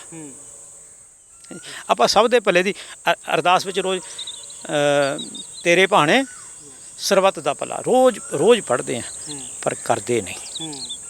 ਕਰਦੇ ਦਰਖਤ ਹੈ। ਆਪਾਂ ਦਰਖਤਾਂ ਹੇਠਾਂ ਹੁਣ ਖੜ੍ਹੇ ਹਾਂ, ਤੇ ਇਹਨੇ ਸਾਨੂੰ ਪੁੱਛਿਆ ਕਿ ਤੁਸੀਂ ਕੌਣ ਹੋ, ਕਿਹੜੇ ਧਰਮ ਦੇ ਹੋ, ਕਿਹੜੀ ਜਾਤ ਦੇ ਹੋ, ਕਿਹੜੀ ਹੱਦ ਦੇ ਹੋ, ਤੁਸੀਂ ਕਿਹੜੇ ਮੁਲਕ ਦੇ ਹੋ, ਕਿਹੜੇ ਮੁਲਕ ਦੇ ਵਸਿੰਦੇ ਹੋ, ਪੁੱਛਿਆ ਤੁਹਾਨੂੰ। ਇਹ ਜਿਹੜਾ ਰੂਪ ਹੈ, ਇਹ ਜਿਹੜਾ ਗੁਰੂ ਨਾਨਕ ਸਾਹਿਬ ਦਾ ਸੁਨੇਹਾ ਜਿਹੜਾ ਇਹਨਾਂ ਦਰਖਤਾਂ ਨੇ ਅਡੋਪਟ ਕੀਤਾ ਹੈ, ਉਹ ਸਾਨੂੰ ਕਰਨਾ ਪਊਗਾ। ਸੇਵਾ ਵਾਲਾ, ਦੇਣ ਵਾਲਾ, ਲੈਣ ਵਾਲਾ ਨਹੀਂ। ਲੈਣ ਦੀ ਗੱਲ ਨਹੀਂ, ਆਪਾਂ ਦੇਣ ਦੀ ਗੱਲ ਕਰੀਏ। ਅਸੀਂ ਮਨੁੱਖਤਾ ਨੂੰ ਕੀ ਦੇ ਸਕਦੇ ਹਾਂ। ਜੀ ਲਾਸਟ ਸਵਾਲ ਮੇਰਾ, ਜਿਹੜੀ ਆਪਣੀ ਕੁਦਰਤ ਆਪਣੇ ਤੋਂ ਜਾ ਰਹੀ ਆ, ਖੋਈ ਜਾ ਰਹੀ ਆ, ਜਾਂ ਆਉਣ ਵਾਲੀ ਪੀੜ੍ਹੀ ਵੀ ਜਿਹੜੀ ਆਪਾਂ ਦਰਖਤ ਕੱਟ ਰਹੇ ਹਾਂ, ਆਪਾਂ ਹੀ ਲਾ ਲਓ, ਆਪਾਂ ਇਹਦੇ ਭਾਗੀ ਹਾਂ, ਤੇ ਸਰਕਾਰਾਂ ਵੀ ਦਰਖਤ ਵੱਢ ਰਹੀਆਂ ਨੇ, ਤੇ ਇਹਨੂੰ ਆਪਾਂ ਬਚਾ ਕੇ ਕਿਵੇਂ ਰੱਖ ਸਕਦੇ ਹਾਂ? ਕਿਹੜੇ ਢੰਗ ਨਾਲ ਜਿਹੜੀ ਉਹ ਕੁਦਰਤ ਆਪਾਂ ਆਪਣੀ ਬਚਾ ਕੇ ਰੱਖ ਸਕਦੇ ਹਾਂ? ਦੇਖੋ, ਬੇਨਤੀ ਹੈ ਵੀ ਹੁਣ ਸਿਰ ਤੋਂ ਪਾਣੀ ਲੈ ਗਿਆ ਲੰਘ ਜੀ। ਇਹ ਕਹਿੰਦੇ ਭਈ ਬਹੁਤ ਸਾਰਾ ਬਰੂਦ ਤਿਆਰ ਹੋ ਗਿਆ ਤੇ ਮੈਨੂੰ ਤਾਂ ਪਤਾ ਵੀ ਨਹੀਂ, ਯਾਦ ਵੀ ਨਹੀਂ ਆ, ਕਹਿੰਦੇ ਕਿੰਨੇ ਬਰੂਦ ਦੇ ਢੇਰ ਉੱਤੇ ਹਰੇਕ ਬੰਦਾ ਬੈਠਾ ਹੋਇਆ ਜੀ ਉਹ ਬੜੇ ਖਤਰਨਾਕ ਐਟਮ ਬੰਬ ਕਹਿੰਦੇ ਉਹਨਾਂ ਨੂੰ ਜੀ ਜੀ ਉਹ ਐਸੇ ਬੰਬ ਅਸੀਂ ਬਣਾ ਲਏ, ਪਰਮਾਣੂ ਬੰਬ ਬਣਾ ਲਏ, ਐਸੇ ਅਸੀਂ ਬੰਬ ਬਣਾ ਲਏ ਤੇ ਬੜੇ ਖਤਰਨਾਕ। ਜੀ ਪਰ ਇੱਕ ਗੱਲ ਜ਼ਰੂਰ ਹੈ ਵੀ ਉਹ ਚਲਾਇਆ ਚੱਲਣਗੇ, ਜੀ ਆਪਣੇ ਆਪ ਨਹੀਂ ਚੱਲਣਗੇ। ਮੇਰੀ ਗੱਲ ਯਾਦ ਰੱਖਿਓ, ਅੱਜ ਤੁਸੀਂ ਸਾਰੇ ਜਿਹੜੇ ਮੇਰੇ ਵੀਰ ਸੁਣ ਵੀ ਰਹੇ ਆ ਤੁਹਾਡੇ ਚੈਨਲ ਦੇ ਮਾਧਿਅਮ ਰਾਹੀਂ, ਜੀ ਇਹ ਗੱਲ ਯਾਦ ਰੱਖਿਓ, ਜੀ ਉਹ ਸਾਰੇ ਬੰਬ ਉਹਨਾਂ ਦੇ ਪਲੀਤੇ ਨੂੰ ਅੱਗ ਲਾਉਣੀ ਪੈਣੀ ਆ ਤਾਂ ਚੱਲਣੇ ਆ। ਜੀ ਜਾਂ ਪਲੀਤਾ ਕਹਿ ਲਓ, ਜਾਂ ਤੁਸੀਂ ਅੱਜ ਉਹਨਾਂ ਨੂੰ ਤੁਸੀਂ ਕੋਈ ਕੋਡ, ਵਰਲਡ ਕੋਡ ਨੰਬਰ ਕਹਿ ਲਓ, ਕੁਛ ਵੀ ਕਹਿ ਲਓ, ਚਲਾਏ ਜਾਣਗੇ ਤਾਂ ਚੱਲਣਗੇ। ਪਰ ਚੌਗਿਰਦੇ ਦਾ ਜਿਹੜਾ ਪੋਲਿਊਸ਼ਨ ਦਾ ਬੰਬ ਹੈ, ਪੋਲਿਊਸ਼ਨ ਰੂਪੀ ਜਿਹੜਾ ਬੰਬ ਹੈ, ਇਹਦੇ ਪਲੀਤੇ ਨੂੰ ਤਾਂ ਅੱਗ ਲੱਗੀ ਹੋਈ ਹੈ ਜੀ, ਇਹਨੇ ਤਾਂ ਚੱਲਣਾ ਹੀ ਚੱਲਣਾ ਹੈ। ਉਹ ਜਿਹੜੇ ਬੰਬਾਂ ਦੀ ਤੁਸੀਂ ਗੱਲ ਕਰਦੇ, ਮੈਂ ਕਹਿੰਦਾ ਉਹ ਤਾਂ ਚਲਾਇਆ ਕਦੀ ਚੱਲਣਗੇ, ਨਾ ਚਲਾਏ ਨਹੀਂ ਚੱਲਣਗੇ, ਪਰ ਇਹਨੇ ਤਾਂ ਚੱਲਣਾ ਹੀ ਚੱਲਣਾ, ਇਹਨੂੰ ਕਿੱਦਾਂ ਹੁਣ ਰੋਕੋਗੇ? ਇਹ ਚੱਲ ਗਿਆ ਜੀ, ਹੁਣ ਇਹ ਚੱਲ ਗਿਆ। ਇਹ ਕਰੋਨਾ ਵੀ ਉਹਦਾ ਹੀ ਹੈ, ਤੇ ਇਹ ਜਿਹੜੇ ਤੁਹਾਡੇ ਹੋ ਰਹੇ ਆ ਉੱਪਰੋਂ ਬਰਫ਼ ਪਿਘਲ ਰਹੀ ਹੈ। ਕਦੀ ਅਸੀਂ ਗਾਉਂਦੇ ਹੁੰਦੇ ਸੀ, ਮੇਰੇ ਦੇਸ਼ ਦੀ ਧਰਤੀ ਸੋਨਾ ਉਗਲੇ, ਸੁਣਦੇ ਹੁੰਦੇ ਸੀ ਨਾ, ਉਗਲੇ ਹੀਰੇ ਮੋਤੀ, ਮੇਰਾ ਦੇਸ਼ ਦੀ ਪੰਜਾਬ ਦੀ ਧਰਤੀ। ਤੋ ਅੱਜ ਭਰਾਵੋ ਮੇਰੇ ਪੰਜਾਬ ਦੀ ਧਰਤੀ ਤਾਂ ਨਿਰਾਈ ਕੈਂਸਰ ਉਗਲਦੀ ਹੈ ਜੀ, ਬਿਮਾਰੀਆਂ ਉਗਲਦੀ ਹੈ ਜੀ।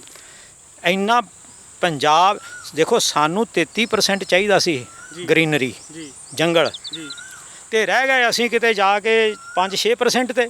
ਉਹ ਵੀ ਤੁਹਾਨੂੰ ਪਤਾ ਵੀ ਅਸੀਂ ਝੂਠ ਬੋਲਣ ਦੇ ਵੀ ਮਾਹਰ ਹੈਗੇ ਹੀ ਆ, ਸਾਡੇ ਕੋਲ ਮਹਾਰਤ ਹੈਗੀ ਹੈ ਭਾਰਤ ਵਾਸੀਆਂ, ਅਸੀਂ ਮਹਾਰਤ ਹੈਗੀ ਹੈ ਵੀ ਕਿਵੇਂ ਝੂਠ ਬੋਲਣਾ। ਜਿਹੜੀਆਂ ਅਸੀਂ ਉਹ ਰਿਪੋਰਟਾਂ ਤਿਆਰ ਕਰਦੇ ਹਾਂ, ਉਹ ਮਤਲਬ ਥੋੜ੍ਹਾ ਬਹੁਤਾ ਵਧਾ ਕੇ ਹੀ ਰੱਖਦੇ ਹਾਂ ਵੀ ਬਹੁਤੀ ਬੇਇੱਜ਼ਤੀ ਨਾ ਸਾਡੀ ਹੋ ਜਾਏ। ਅਸਲ ਵਿੱਚ ਉਹ ਵੀ ਜਿਹੜਾ ਉੱਧਰ ਕਾਫੀ ਏਰੀਆ ਜੰਗਲਾਂ ਦਾ ਹੈਗਾ ਸਾਊਥ ਵਿੱਚ, ਉਹਦੇ ਕਰਕੇ ਤੁਹਾਡੀ ਐਵਰੇਜ ਆਈ ਜਾਂਦੀ ਹੈ 5-6। ਅਸੀਂ ਉਹਦੀ ਵੀ ਗੱਲ ਕਿਉਂ ਕਰੀਏ? ਅਸੀਂ ਤਾਂ ਆਪਣੀ ਗੱਲ ਕਰੀਏ। ਪੰਜਾਬ ਵਿੱਚ ਇਸ ਵੇਲੇ 2-2.5% 3% ਤੋਂ ਹੇਠਾਂ ਤੁਹਾਡਾ ਜੰਗਲਾਂ ਹੇਠਾਂ ਰਕਬਾ ਹੈ ਜੀ। 33 ਕਿੱਥੇ ਤੇ 3 ਕਿੱਥੇ, ਤੁਸੀਂ ਜਾਓਗੇ ਕਿੱਥੇ, ਰਹੋਗੇ ਕਿੱਥੇ, ਕਿੱਦਾਂ ਭਰਪਾਈ ਹੋਊਗੀ? ਅਸੀਂ ਆਪਣੀ ਪਿੱਠ ਭਾਵੇਂ ਜਿੰਨੀ ਮਰਜ਼ੀ।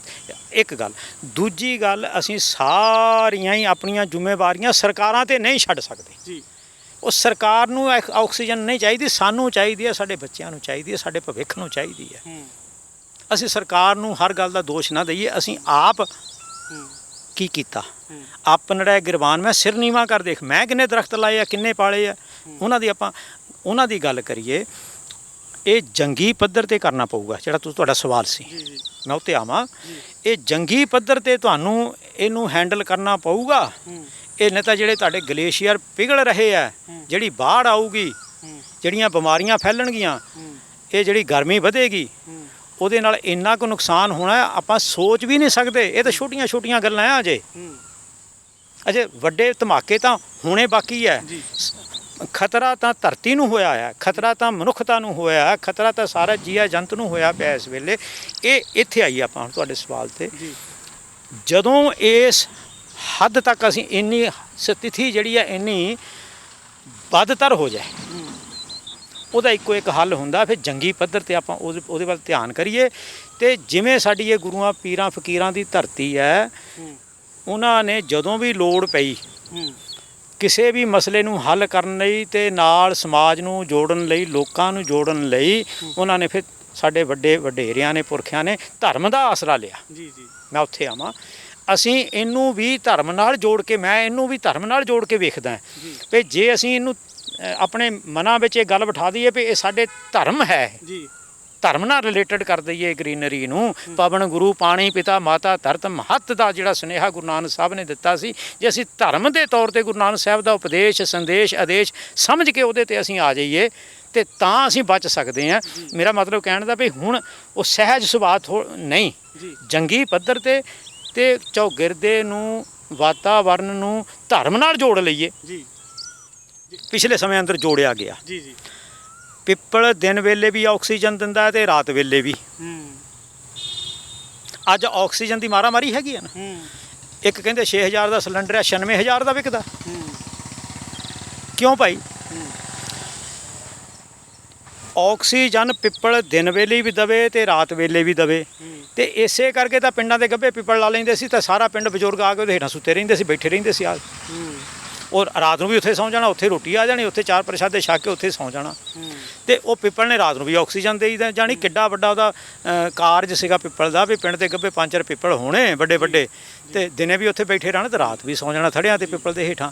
ਤੇ ਇਹ ਧਰਮ ਨਾਲ ਜੋੜਿਆ ਭਈ ਪਿੱਪਲ ਰੱਬ ਦਾ ਰੂਪ ਹੈ, ਇਹਦੀ ਪੂਜਾ ਕਰੋ। ਹੋਰ ਕੋਈ ਜਿਵੇਂ ਤੁਲਸੀ ਹੈ, ਅੱਜ ਦੇਖ ਲਓ ਹੁਣ ਤੁਲਸੀ ਨੂੰ ਅਸੀਂ ਧਰਮ ਨਾਲ ਜੋੜ ਦਿੱਤਾ ਸੀ। ਅਸਲ 'ਚ ਇਹਦੇ 'ਚ ਇੰਨੇ ਸ਼ੁਭ ਗੁਣਾ ਕਰਕੇ ਜੋੜਿਆ ਸੀ ਸਾਡੇ ਵਡੇਰਿਆਂ ਨੇ। ਅੱਜ ਕਹਿੰਦੇ ਜੀ ਜਿਹਨੂੰ ਕਰੋਨਾ ਹੋਇਆ ਤੁਲਸੀ ਦਾ ਕਾੜਾ ਪੀਵੋ ਜੀ, ਬੁਖਾਰ ਹੁੰਦਾ ਤੁਲਸੀ ਦਾ ਕਾੜਾ ਪੀਵੋ, ਗਲੋਏ ਦਾ ਕਾੜਾ। ਇਹ ਸਾਰੇ ਧਰਮ ਨਾਲ ਜੋੜੇ ਗਏ ਸੀ ਮਸਲੇ ਜੀ। ਧਰਮ ਨਾਲ ਜੋੜ ਕੇ ਇਹਨਾਂ ਨੂੰ ਹੱਲ ਕਰਨ ਦਾ ਸਾਡੇ ਵਡੇਰਿਆਂ ਨੇ ਯਤਨ ਕੀਤਾ ਸੀ। ਤੇ ਸਾਨੂੰ ਵੀ ਗੁਰੂ ਨਾਨਕ ਸਾਹਿਬ ਦੇ ਉਸ ਫਲਸਫੇ ਤੇ, ਉਸ ਸੋਚ ਤੇ ਪਹਿਰਾ ਦੇਣਾ ਪਊਗਾ। ਕੇਵਲ ਹੁਣ ਬਾਣੀ ਦੀਆਂ ਪੰਕਤੀਆਂ ਪੜ੍ਹਨ ਨਾਲ ਕੰਮ ਨਹੀਂ ਚੱਲਣਾ ਜੀ। ਜੇ ਗੱਲ ਕੀਤੀ ਜਾਵੇ, ਆਪਾਂ ਪਿੰਡਾਂ ਦੀ ਗੱਲ ਕਰਦੇ ਸੀ, ਪਿੰਡਾਂ 'ਚੋਂ ਪਿੱਪਲ ਗਏ, ਪਰ ਜੇ ਗੱਲ ਕਰੀਏ ਆਪਾਂ ਚੰਡੀਗੜ੍ਹ ਕਿੰਨੇ ਕੁ ਪਿੰਡ ਖਾ ਗਿਆ ਤੁਹਾਡੇ ਦੇਖਦੇ ਦੇਖਦੇ? ਤੁਸੀਂ ਇੱਥੇ ਜ਼ੀਰਕਪੁਰ ਰਹਿੰਦੇ ਹੋ, ਤੁਹਾਡੇ ਦੇਖਦੇ ਦੇਖਦੇ ਗਰਮੀ ਵਧੀ ਆ ਜਾਂ ਜਿਹੜਾ ਇਨਵਾਇਰਮੈਂਟ ਆ ਉਹਦੇ ਵਿੱਚ ਕੋਈ ਬਦਲਾਅ ਆਇਆ? ਚਲੋ ਪਹਿਲਾਂ ਤਾਂ ਮੈਂ ਸਰੋਤਿਆਂ ਨੂੰ, ਦਰਸ਼ਕਾਂ ਨੂੰ ਇੱਕ ਤਾਂ ਇਸ ਗੱਲ ਦੀ ਕਹਿ ਲਓ ਭਈ ਵਧਾਈ ਤਾਂ ਦੇਣੀ ਠੀਕ ਨਹੀਂ ਲੱਗੂਗੀ, ਪਰ ਤਸੱਲੀ ਕਰੋਨਾ ਕਰਕੇ ਵਧਾਈ ਤਾਂ ਮੈਂ ਨਹੀਂ ਕਹਿੰਦਾ, ਇੱਕ ਮਨ ਦੀ ਤਸੱਲੀ ਆ ਕਿ ਕਰੋਨਾ ਕਰਕੇ ਸਾਡਾ এনवायरमेंट ਨੂੰ ਤਾਂ ਬਹੁਤ ਫਾਇਦਾ ਹੋਇਆ। ਅਸਮਾਨ ਸਾਫ਼ ਨੀਲਾ ਦਿਸਣ ਲੱਗ ਪਿਆ। ਆ ਧੂਆਂ ਆ ਤੁਸੀਂ ਦੇਖਿਆ ਹੋਣਾ ਜਦੋਂ ਆ ਇੱਕ ਝੋਨੇ ਵੱਢਦੇ ਆ ਤੇ ਫਿਰ ਉਹ ਅੱਗਾਂ ਉੱਗਾਂ ਕਹਿੰਦੇ ਲੱਗਦੀਆਂ, ਤੇ ਇੱਕ ਉਤੋਂ ਧੁੰਦ ਪੈਂਦੀ, ਧੁੰਦ ਤੇ ਧੂਆਂ ਇਹ ਜਦੋਂ ਮਿਕਸ ਹੋ ਜਾਂਦੇ ਆ ਨਾ, ਇਹ ਬੜਾ ਖਤਰਨਾਕ ਹੋ ਜਾਂਦਾ ਹੈ। ਤੇ ਮੈਂ ਇਹਦੇ ਤੇ ਆਮ ਹੀ ਕਿਹਾ ਕਰਦਾ ਵੀ ਪੜੋਸੀ ਕੇ ਜੋ ਹੁਆ ਤੂੰ ਆਪਣੇ ਪੀ ਜਾਣ। ਤੁਸੀਂ ਚੰਡੀਗੜ੍ਹ ਦੀ ਗੱਲ ਕੀਤੀ ਤਾਂ ਮੈਂ ਕਿਹਾ ਜੋ ਦਿੱਲੀ ਹੋਇਆ ਉਹ ਤੁਹਾਡੇ ਪੰਜਾਬ 'ਚ ਮਹਾਲੀ ਚੰਡੀਗੜ੍ਹ ਕਿਉਂ ਨਾ ਹੋ? ਇਹ ਕਿੱਥੇ ਲਿਖ ਦਿੱਤਾ ਵੀ ਸਾਡੇ ਨਹੀਂ ਹੋ ਸਕਦਾ? ਕਿੰਨੇ ਪਿੰਡ ਖਾ ਗਏ? ਇਹ ਤਾਂ ਲੰਬਾ ਚੌੜਾ ਹਿਸਾਬ ਹੈ, ਦਰਜਨਾਂ ਦੇ ਹਿਸਾਬ 'ਚ ਇਹ ਹੋਊਗਾ। ਅਸੀਂ ਕੰਕਰੀਟ ਦੀਆਂ ਬਿਲਡਿੰਗਾਂ ਜਿਹੜੀਆਂ ਬਣਾਈਆਂ ਇਹ ਸਾਨੂੰ ਆਉਣ ਵਾਲੇ ਸਮੇਂ ਅੰਦਰ ਦੱਸਣਗੀਆਂ ਵੀ ਇਹ ਸਾਡਾ ਕੀ ਹਸ਼ਰ ਕਰਦੀਆਂ। ਪਰ ਮੈਂ ਇਹ ਕਹਿਣਾ ਵੀ ਉਹ ਜਿਹੜਾ ਦਿੱਲੀ ਹਾਲਾਤ ਪੈਦਾ ਹੋਏ ਇੱਥੇ ਕਿਉਂ ਨਾ ਹੋਣਗੇ? ਕਿਹੜੀ ਕੰਧ ਕਰ ਲਓਗੇ? ਉਹ ਹਾਲਾਤ ਇੱਥੇ ਵੀ ਪੈਦਾ ਹੋ ਜਾਣੇ ਆ ਜੀ। ਇਹ ਸਾਨੂੰ ਇਹਨਾਂ ਤੋਂ ਸਰਕਾਰਾਂ ਤਾਂ ਕਰ ਹੀ ਰਹੀਆਂ ਜੀ। ਸਰਕਾਰਾਂ ਨੇ ਕਰਨਾ, ਉਹਨਾਂ ਨੇ ਨੀਤੀਆਂ ਬਣਾਉਣੀਆਂ ਹੁੰਦੀਆਂ, ਉਹਨਾਂ ਨੇ ਸਾਨੂੰ ਦੱਸਣਾ। ਪਰ ਅੱਜ ਤਾਂ ਤੁਹਾਡੇ ਚੈਨਲ ਰਾਹੀਂ, ਮੀਡੀਆ ਰਾਹੀਂ ਸਾਡੇ ਕੋਲ ਸਾਰੀ ਇਨਫੋਰਮੇਸ਼ਨ ਹੈ, ਸਰਕਾਰ ਨੂੰ ਵੀ ਦੇਣ ਦੀ ਲੋੜ ਨਹੀਂ ਹੈ। ਹੁਣ ਨੈੱਟ 'ਤੇ ਸਾਰਾ ਕੁਝ ਪਿਆ ਵੀ ਅਸੀਂ ਕਿੱਥੇ ਖੜ੍ਹੇ ਹਾਂ, ਕਿੰਨੇ ਦਰਖਤ ਆ, ਕਿੰਨੇ ਜੰਗਲ ਆ, ਕਿੰਨਾ ਪਾਣੀ ਆ। ਇਹ ਮੇਰੇ ਦੱਸਣ ਦੀ, ਬੋਲਣ ਦੀ ਲੋੜ ਵੀ ਨਹੀਂ ਹੈ। ਮੈਂ ਤੁਹਾਡਾ ਟਾਈਮ ਮੈਂ ਵੇਸਟ ਕਰਾਂ, ਇਹ ਸਾਰਾ ਕੁਝ ਤੁਹਾਡੇ ਕੋਲ ਨੈੱਟ 'ਤੇ ਪਿਆ ਹੀ ਹੈ। ਅਸੀਂ ਕਿਸ ਥਾਂ ਖੜ੍ਹੇ ਹਾਂ। ਪਰ ਇਹ ਇੱਕ ਝਟਕੇ ਨਾਲ, ਕਰੋਨੇ ਦਾ ਇੱਕ ਝਟਕਾ ਹੈ, ਕਾਫੀ ਲੋਕਾਂ ਦਾ ਜਿਹੜਾ ਰੁਝਾਨ ਹੈ। ਮੈਂ ਨਰਸਰੀ ਕਰਦਾ ਪਿਛਲੇ 40 ਸਾਲ ਤੋਂ, ਮੈਂ ਲੋਕਾਂ ਦਾ ਰੁਝਾਨ ਦੇਖਿਆ, ਬਹੁਤ ਹੀ ਜ਼ਿਆਦਾ ਪਰਿਵਰਤਨ ਵੇਖਿਆ ਲੋਕਾਂ ਦੀ ਮਾਨਸਿਕਤਾ 'ਚ। ਲਗਾਓ ਜਿਹੜਾ ਗਰੀਨਰੀ ਨਾਲ, ਬੂਟਿਆਂ ਨਾਲ, ਹਰੇਕ ਬੰਦਾ ਹੁਣ ਅੱਜ ਸੋਚਦਾ ਵੀ ਮੈਂ ਆਪਣੇ ਘਰ ਛੋਟੇ ਤੋਂ ਛੋਟਾ ਫਲੈਟ ਵੀ, ਉਹਦੇ ਵਿੱਚ ਵੀ 10-15 ਗਮਲੇ ਲਾਵਾਂ, ਕੋਈ ਨਾ ਕੋਈ ਗਰੀਨਰੀ ਦਾ ਤੇ ਆਕਸੀਜਨ ਦਾ ਆਪਣਾ ਪ੍ਰਬੰਧ ਕਰਾਂ, ਤੇ ਆਪਣੇ ਘਰ ਦੀਆਂ ਸਬਜ਼ੀਆਂ ਦਾ ਪ੍ਰਬੰਧ। ਕਿ ਮੈਂ ਸਾਰੇ ਸਮੁੱਚੇ ਸੰਸਾਰ ਨੂੰ, ਸਭ ਨੂੰ, ਮੈਂ ਮਾਈ ਭਾਈ ਨੂੰ, ਕਿਸੇ ਇੱਕ ਧਰਮ ਨਾਲ ਨਹੀਂ, ਕਿਸੇ ਇੱਕ ਨਾਲ, ਮੈਂ ਸਾਰਿਆਂ ਨੂੰ ਬੇਨਤੀ ਕਰਾਂਗੀ ਆਕਸੀਜਨ ਤਾਂ ਭਾਈ ਸਭ ਨੂੰ ਚਾਹੀਦੀ ਹੈ। ਇਹ ਚੋਰ ਨੂੰ ਵੀ ਚਾਹੀਦੀ ਹੈ, ਇਹ ਸਾਧ ਨੂੰ ਵੀ ਚਾਹੀਦੀ ਹੈ, ਇਹ ਪੁਲਿਸ ਵਾਲੇ ਨੂੰ ਵੀ ਚਾਹੀਦੀ ਹੈ, ਇਹ ਪੱਤਰਕਾਰ ਨੂੰ ਵੀ ਚਾਹੀਦੀ ਹੈ, ਕਿਹਨੂੰ ਨਹੀਂ ਚਾਹੀਦੀ? ਤੁਹਾਨੂੰ ਵੀ ਚਾਹੀਦੀ ਹੈ, ਮੈਨੂੰ ਵੀ ਚਾਹੀਦੀ। ਇਹ ਸਭ ਦੀ ਲੋੜ ਹੈ। ਇਹਦੇ ਬਗੈਰ ਮੈਂ ਫਿਰ ਕਹਾਂ 4 ਮਿੰਟ ਤੋਂ ਵੱਧ ਅਸੀਂ ਜੀ ਨਹੀਂ ਸਕਦੇ। ਜੀ ਗੱਲ ਕਰੀਏ ਆਪਾਂ ਅੱਗੇ ਬੂਟੇ ਦੇਖ ਰਹੇ ਹਾਂ, ਜਿਨ੍ਹਾਂ ਨੂੰ ਛੋਟੇ ਬੂਟਿਆਂ ਨੂੰ ਤੁਸੀਂ ਦੇਖ ਸਕਦੇ ਹੋ ਕਿ ਅੰਬ ਲੱਗੇ ਹੋਏ ਨੇ। ਤਸਵੀਰਾਂ ਤੁਸੀਂ ਆਪ ਦੇਖ ਸਕਦੇ ਹੋ ਕਿ ਛੋਟੇ ਬੂਟਿਆਂ ਨੂੰ ਜਿਹੜੇ ਉਹ ਅੰਬ ਲੱਗੇ ਹੋਏ ਨੇ। ਇਹ ਕਿੰਨੇ ਕੁ ਸਮੇਂ ਦੇ ਹੋਣਗੇ ਬਾਬਾ ਜੀ ਬੂਟੇ, ਜੇ ਗੱਲ ਕਰੀਏ ਇਹਨਾਂ ਦੀ? ਸਾਲ 2-2 ਸਾਲ ਦੇ ਆ ਜੀ। ਇਹ ਜਿਹੜੀ ਵੈਰਾਈਟੀ ਤੁਸੀਂ ਦੇਖ ਰਹੇ ਹੋ, ਇਹ ਸੁਵਰਨ ਰੇਖਾ ਹੈ ਜੀ। ਬਹੁਤ ਸੋਹਣਾ ਇਹਦਾ ਫਲੇਵਰ ਹੈ। ਇਹਦਾ ਥੋੜਾ ਪੱਤਾ ਦੇਖਦੇ ਹੋ ਨਾ ਤੁਸੀਂ, ਇਹ ਦੇਖੋ ਪਤਲਾ, ਤੇ ਇਹ ਥੋੜਾ ਉਹ ਲੰਬਾ ਪੱਤਾ ਹੈਗਾ ਆ, ਲੌਂਗੀ ਹੈਗਾ ਆ, ਤੇ ਸਵਰਨ ਰੇਖਾ ਇਹਦਾ ਨਾਂ ਹੈ। ਇਹਦੇ ਸਾਡੇ ਘੱਟ ਪ੍ਰਚਲਿਤ ਹੈ, ਪਰ ਹੁਣ ਲੋਕ ਲਾਉਣ ਲੱਗ ਪਏ ਆ। ਬੜਾ ਟੇਸਟੀ ਅੰਬ, ਅੱਛਾ ਹੈ। ਤੇ ਛੋਟਾ ਜਿਹਾ ਇਹਦੇ 'ਚ ਸਵਰਨ ਰੇਖਾ 'ਚ ਇੱਕ ਨਾ ਖੂਬਸੂਰਤੀ ਇਹ ਹੈ ਵੀ ਛੋਟੇ ਜਿਹੇ ਬੂਟੇ ਨੂੰ ਫਰੂਟ ਆ ਜਾਂਦਾ ਬਹੁਤ ਛੇਤੀ, ਤੇ ਬਹੁਤ ਵਧੀਆ ਫਰੂਟ। ਅਜੇ ਤਾਂ ਛੋਟਾ ਹੈ ਫਰੂਟ, ਹੁਣ ਵਧੇਗਾ। ਤੇ ਇਸ ਤਰ੍ਹਾਂ ਦਾ ਇਹਦਾ ਫਰੂਟ, ਮੈਂ ਕੈਮਰਾਮੈਨ ਨੂੰ ਬੇਨਤੀ ਕਰਾਂ, ਇਸ ਤਰ੍ਹਾਂ ਦਾ ਇਹਦਾ ਜੇ ਛੋਟਾ ਹੈ, ਵੱਡਾ ਹੋ ਜਾਏਗਾ।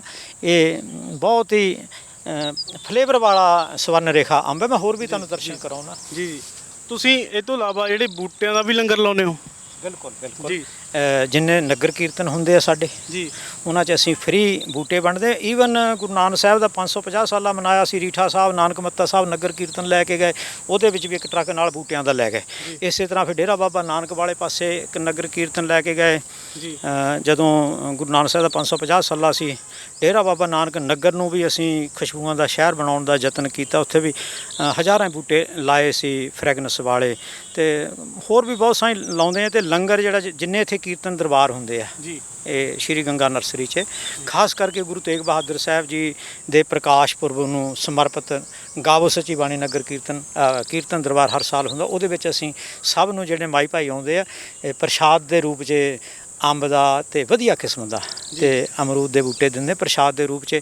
ਜਿਹੜੇ ਨਗਰ ਕੀਰਤਨ ਸਾਡੇ ਚੱਲਦੇ ਆ ਉਹਦੇ ਵਿੱਚ ਵੀ ਅਸੀਂ ਸੰਗਤਾਂ ਨੂੰ ਪਾਲਕੀ ਸਾਹਿਬ ਤੇ ਨਾਲ ਪਿੱਛੇ ਗੱਡੀਆਂ ਹੁੰਦੀਆਂ ਤੇ ਉਹ ਬੂਟੇ ਦਾ ਪ੍ਰਸ਼ਾਦ ਦਿੰਦੇ ਆ ਤੇ ਸੰਗਤਾਂ ਵਿੱਚ ਉਹਦੇ ਨਾਲ ਬੜਾ ਉਤਸ਼ਾਹ। ਮੈਂ ਪਹਿਲਾਂ ਬੇਨਤੀ ਕੀਤੀ ਹੈ ਵੀ ਅਸੀਂ ਹੁਣ ਇਸ ਵਿਪਤਾ ਨੂੰ ਅਸੀਂ ਧਰਮ ਨਾਲ ਜੋੜ ਲਈਏ।